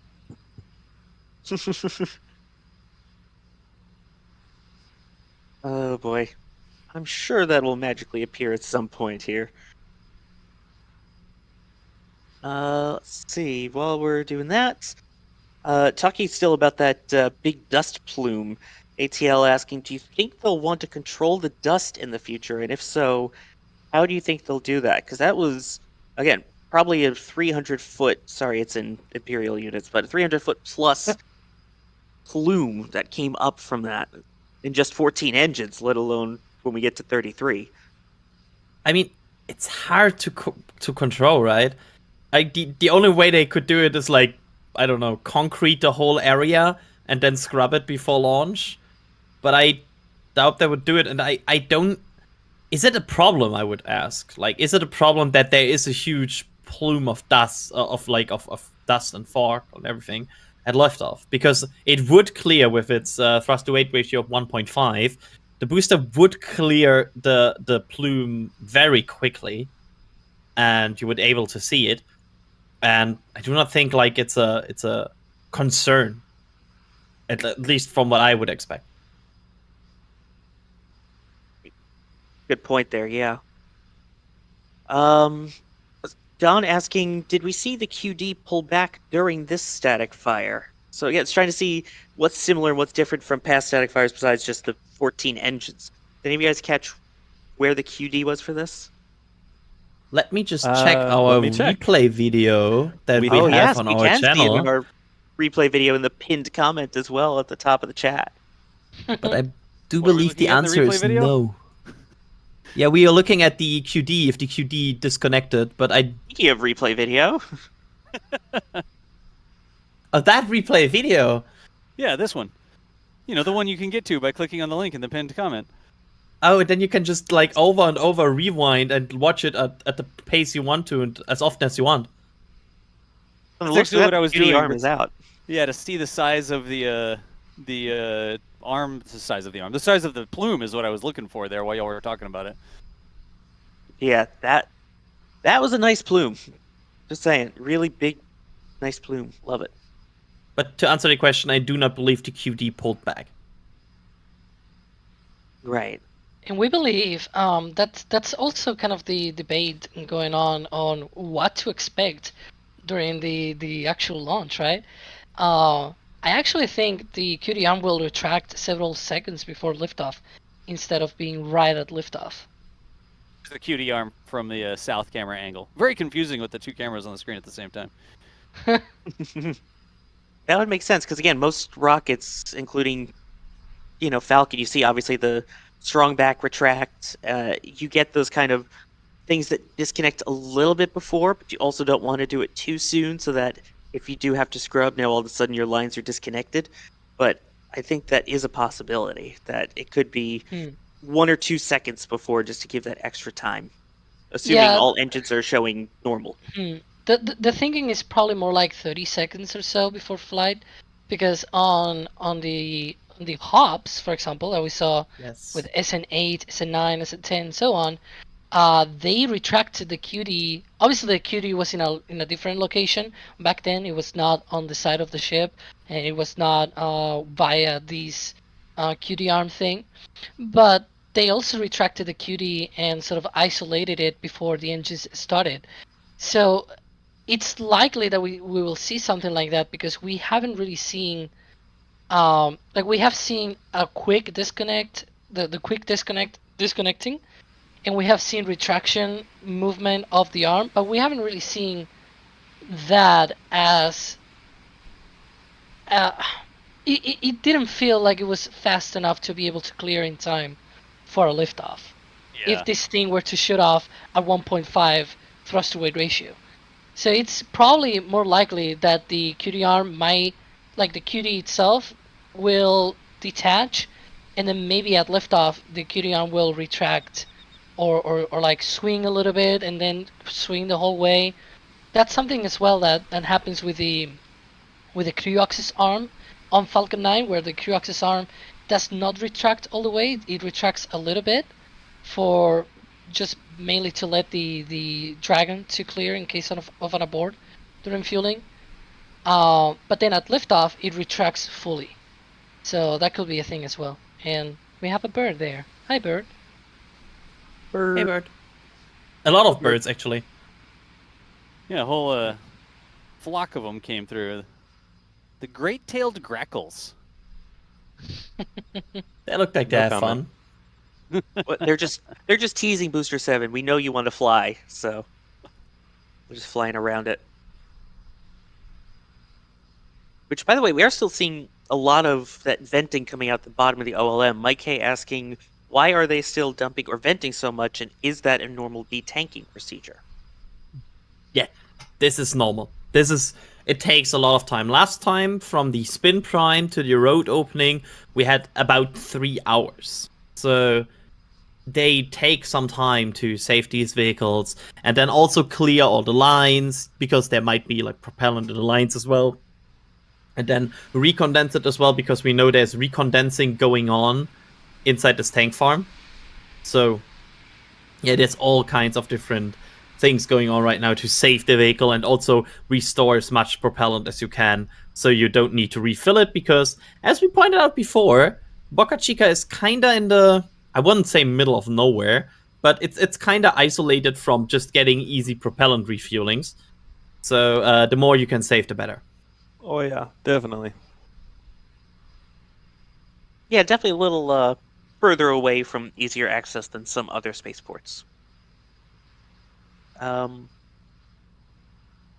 if you have any questions, you can tag us at NASA Spaceflight. Here's one from Kurt. When they attempt a booster catch, do you know about how many minutes after separation until the booster gets back to the pad, and will the chopsticks have enough time to move them in place? Oh, why? Who is that deep press? Again.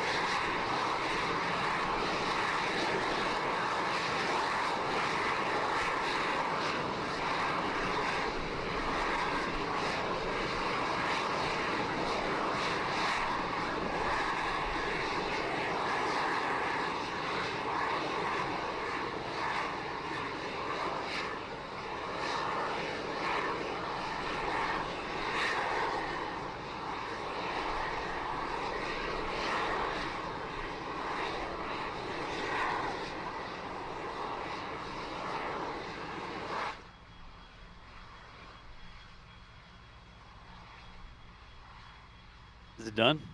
Can we talk? Think so.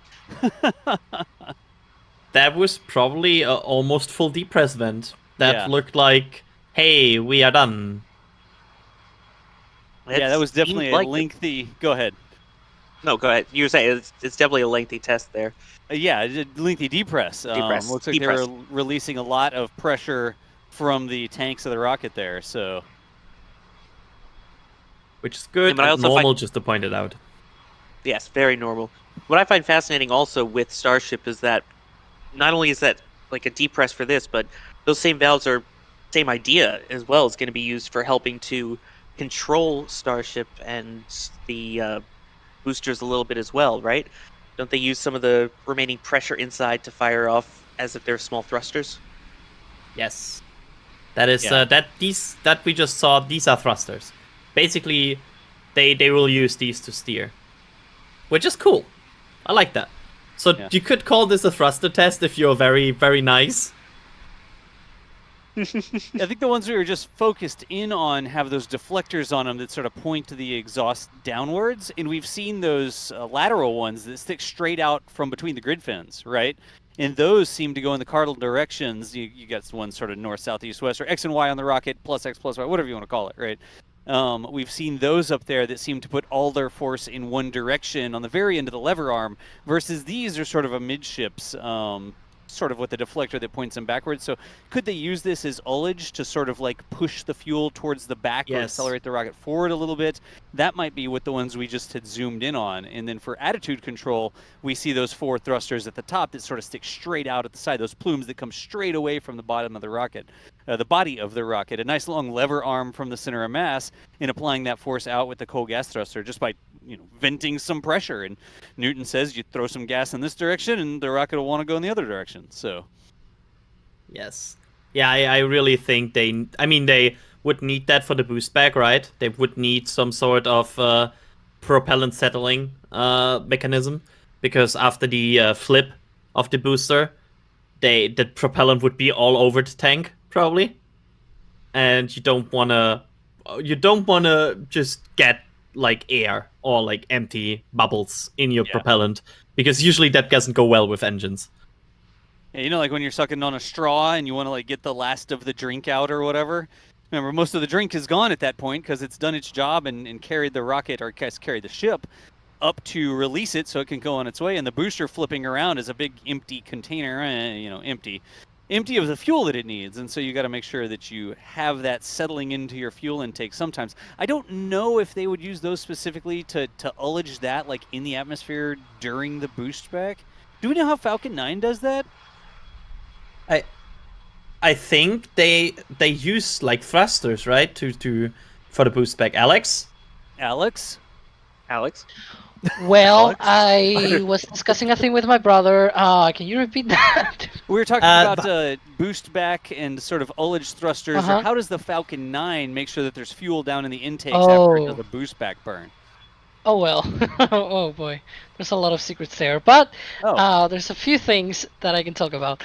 The RCS thrusters actually have a pair of RCS thrusters that fire downward to be able to settle some of the propellant on board the tanks.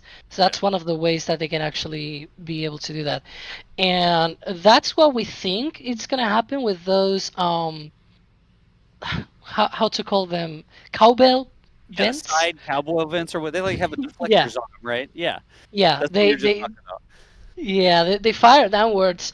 So one cool thing that's probably in order to be able to do the ullage burn for the propellant to settle, because it's gonna be doing a flip, and during the flip you will want because there's 2 things there. The engines shut down, and usually when they shut down, they create a little bit more of thrust and so on and so forth. So sometimes you might actually have the liquid inside to naturally go up into the tank and drift up, because it's in 0G, right? And another thing is when it does the flip, you're also imparting a rotational velocity on the vehicle, and the center of mass might not be at where the two tanks join together. It might be a little bit lower. So the methane, for example, on the top tank might drift also outwards to the top of the tank. So that's another thing that you have to consider when firing those ullage thrusters, because you need so you not only have all that liquid floating now instead of being at the bottom of the tank, but the vehicle is under a basically an attitude change that facilitates that, sort of makes that liquid to actually go outwards from the inlet. So you need to fire those ullage thrusters. To get it or to have settle back down, some, yeah. Or have any sort of other mechanism to be able to put the liquid back on the inlet, to in this case on the sump of the bottom of the tank. Just to Makes point sense. out, like, give an update from the road closure. So far, only that one alone sheriff car. I hope that sheriff has like a good Netflix show or something, because he or she's sitting there alone all the time. Also, there's a second tanker truck now parked there, so they're waiting to get their delivery. Yep, that just parked there, and they probably told them like, yeah, you cannot refill right now. Yeah, and we also just saw a little bit more of the depress venting there too. That's still continuing. That one, definitely see some of it a little bit below the grid fins there too. Oh. Is that? Is it gonna turn? Is that a security Tesla? That is a security Tesla. That's the disco First off, didn't know that was a thing. And here we go. And a truck behind it. I was zooming in to show the two tanker trucks in the background, but the white Tesla with a light bar on top is it's like the escort security Tesla. Sometimes the first one in or out of the pad. Sometimes it escorts. It's the disco Tesla. Oh, it's the disco Tesla. The disco Tesla. All right, the disco Tesla. Fine. But that's curious that it has lined up there at the roadblock. Yeah, this is looking good. This looks like the usual forming of the road opening caravan now. Oh, like, is that the van? The work van? Nope. No, that's that's not the small. van. That's the big, right? One. But they're getting ready. Like this is a good indicator that they are about to get to the pad and open this. Nice. We'll the wind has really picked up on the camera here, so I'm not going to shake everybody's eyeballs too much, but we'll continue keeping an eye on that in another window here. As the sun starts to get in the eyes of this camera. Where's my south camera? Hang on. There we go. Let's go to this one. What can I say? That view is so cool, it needs shades. Yes, it really does need shades, though. Come on. We need like one of those motorized variable ND filters. I was going to say, yeah, we need an IP-controlled VND. There you go. Do they make those, I wonder? No, but I bet you we could figure something out. Heck, with a Raspberry Pi and a little bit of wire, you could probably figure Lord, it out. no. I'm not touching another Raspberry Pi. You'd rather just give it a long string on a pulley than you run all the way back to the village? Totally would rather have a string. Probably Raspberry more Pis reliable than are a Pi. great, but don't try to use them when it's 8,000 degrees outside. They will not work reliably. Yeah. We had some specific issues we were using Raspberry Pis for some of our audio encoding, and as it turns out, it helps if you put the heat sinks on them before you deploy them onto the beach in the middle of summer in South Texas. We worked that out ourselves, right, Nick? We did figure that out after like lots of reflashing memory cards. It also helps if I order the case for the right version of Pi, so all the bolt holes This is line true. up. Yeah, that is true. Or somewhere in there were actual sentences that made sense. As someone who knows way too many space acronyms, this is still, yeah. We're talking about Pi. We're talking about Pi. I like Pi. I haven't had lunch yet. Don't tease me, please. Here, What's your Sawyer, favorite kind of pie, Sawyer? Uh-oh. Oh. Yeah, thanks SpaceX for interrupting my lunch, because it's always the same. If I eat lunch, like, there will nothing happening here on the launch site for the whole time, and as soon as, like, food is even remotely close to my mouth... Oh, sorry, Booster 7. Booster 7 says, shut up, listen to me.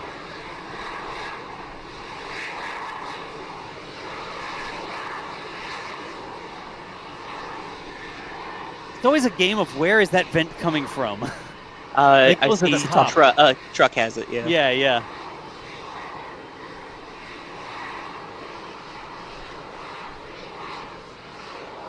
There we go. It's that one. And those are the ones that stick straight out at the side that are sort of at the end of the booster. They have that long lever arm against the center of mass. And they seem to go in roughly the 4 cardinal directions. Like, you could pitch up and down and you could yaw back and forth using 4 thrusters in that orientation.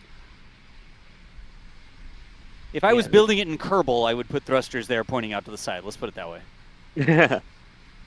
Yeah, that's the perfect illustration there of how that'll work too, where you can actually physically see the venting coming out of that. I really feel like we should have like a NSF team plays Kerbal Space Program 2 multiplayer stream at some point. Oh, jeez. I feel like that might be very fun. I've done that before with some friends where it wasn't multiplayer, but they were all playing their own copy, and we did like a race to the moon. The fun part was none of them had ever played Kerbal before, and I was like mission control, giving them advice on what to do. That was a good time. Oh, that's fun. Like I played it with my brother before when we made like really like when you get into these kind of Kerbal missions that are so complicated that you tend to forget stuff. Like I don't know, people missions to Duna and back with like multiple stagings and multiple rockets, and like he was checking the checklist of things we wrote down we need to check, which was really cool. I really liked that. Yeah, years ago I had when I was teaching kids at the Challenger Centers for Space Science Education, I actually designed a full SLS in Kerbal and had the kids build it and taught them how to build it, what each part does, that kind of thing. So it's fun seeing new people play Kerbal. Yeah, it really is. Relating it to real life spaceflight. Yep. We've done a lot of outreach at museums. Like we'll set up computers and let the kids and their families come through. And we had a bunch of scenarios like launch a rocket, drive a rover, and the kids would sit down and crash the rover a few times while we explained what the game was to the parents. So it's always a good time. It's a lot of fun.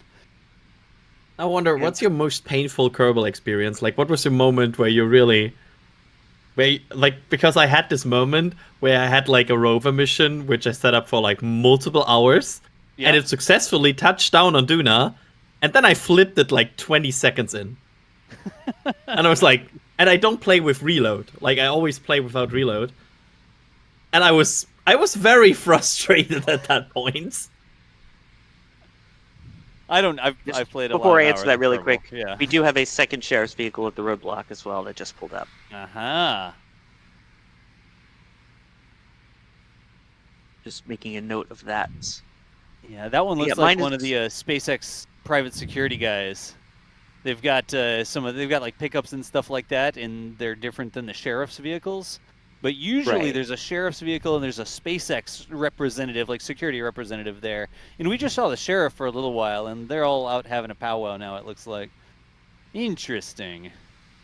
I mean, you also have to, from a perspective of SpaceX, as soon as this road and pad opens, you have to be sure that you are also, basically your checkpoints at the launch site are also closed, right? Because you don't want to have like a person driving first and just going into the pad. Like you need to check these points as well. Exactly. That's all the different safety perimeters that are set up. All right.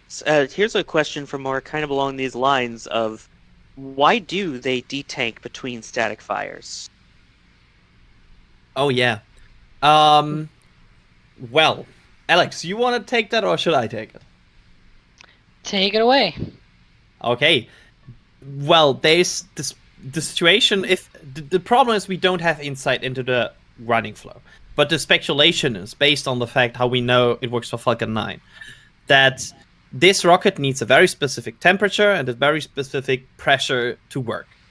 And it's not, since they work with cryogenics, it's not like they can hold forever and it just be fine. At some point, the fuels will start to boil and leave the temperature range they want to. So what if it's comparable to Falcon 9? They just, as soon as they start fueling and as soon as they go onto the flow, they are kind of locked into a certain window where they can reach that particular condition, and if they don't reach it, they kind of just miss out, and they need to retry with the whole conditioning again, because you cannot just cool down the vehicle from the inside. You would need to detank then and fuel it up with another batch of cold liquids, so you reach the desired temperature and pressure. So that's the speculation, I would label it. It makes sense, especially, we all hope for that quick turnaround, but it's making sure you have everything correct and safe for the vehicle, and at the same time, it also, I don't think, hurts as you're still testing all of your procedures, that you just get more and more experience with, retanking and all the fuel loading procedures and cryo and everything. So kind of along the lines of what we're looking at right now, Andrew Elliott asks, if they've successfully static fired and recondensed the prop, what is the venting when they do those nominal depresses? Well, it should be gas, right? Like, it should be. The problem is, at some point, you can probably not drain all of it anymore, and gas will also, the gas will probably raise to the top as well, right? So I would imagine that at some point you cannot just only recondense everything, because at some point you have boil off. So you need to just open it and leave the rest out. That's what I would imagine here. Yeah, it makes sense. Yeah, you get you try and save as much as you can. Obviously, you're not going to be able to recondense everything. So whatever's left, you can vent that out. And also, again, just keeping the vehicle cleared out so that once you do get people back out there, things that need to be, inerted or at least close to it can be, and made safe for the crews to now go out and see the aftermath of this fantastic static fire, which, if you are just joining us, we had a successful static fire at about 12:51 p.m. Central Time from Starbase. Booster 7, we got confirmation from Elon that it was a 14-engine static fire, and from what we saw, everything seemed to look really, really good. And if you missed any of it, we have our multi-view video quick edit already up, and the link to that is in the pinned comment at the top of chat. So lots of good stuff still going. All right, let's see if we have any other questions we can take a look at right now. Let's see. Martin asking here, would they do a static fire with a full stack? I believe some of the NASA documents that we saw come out earlier seems like maybe not, but what are your thoughts? Yeah. According to the NASA document, they will perform unstacked 33-engine static fires. So, yeah. No static fire with the ship on top, as of NASA document indication. At least for that 33-engine static fire test that we're all waiting. I think I mentioned before that I wouldn't be surprised if later on, like after they already have done once, maybe they try it again with full stack configuration, and after doing like a complete countdown sequence or something like that, that could be, not out of the question. But the first one, at least, we know it's going to be without the ship on top. Right. So it seems like at this point, all of their major objectives have been accomplished at this point after that successful 14-engine static fire. Everything sounded great and looked great. They've been doing all of the depressurization since then. And yeah, it looks like they're starting to slow down. But of course, we are not slowing down here with our 24/7 coverage of Starbase. So there will be more to see, but for now, I think we can thank everyone that was here for us covering this fantastic static fire. So Adrian, thank you very much for being here. Thanks for having me, and also shoutouts and thanks to our chat mods for being here all stream. All stream. All stream, yes. Thank you, Alex, as well. Always a pleasure. And Das, thank you for all of your button pressing behind the scenes. Hey, no problem. Always a good time. And Nick, thank you for your fantastic photos and everything as well, coming in from the field, and your commentary. My pleasure. Yep, we also had Kevin behind the scenes helping us with the button pushing too. So yeah, and all the people that were here earlier as well on stream. Basically, appreciate everyone that's been here. So thank you all for watching and for your support. But as we mentioned, the coverage of everything at Starbase does not end with this stream. We are now going to send you over to Starbase Live, where we have our 24/7 coverage of everything going on at Starbase. So thank you everyone for watching.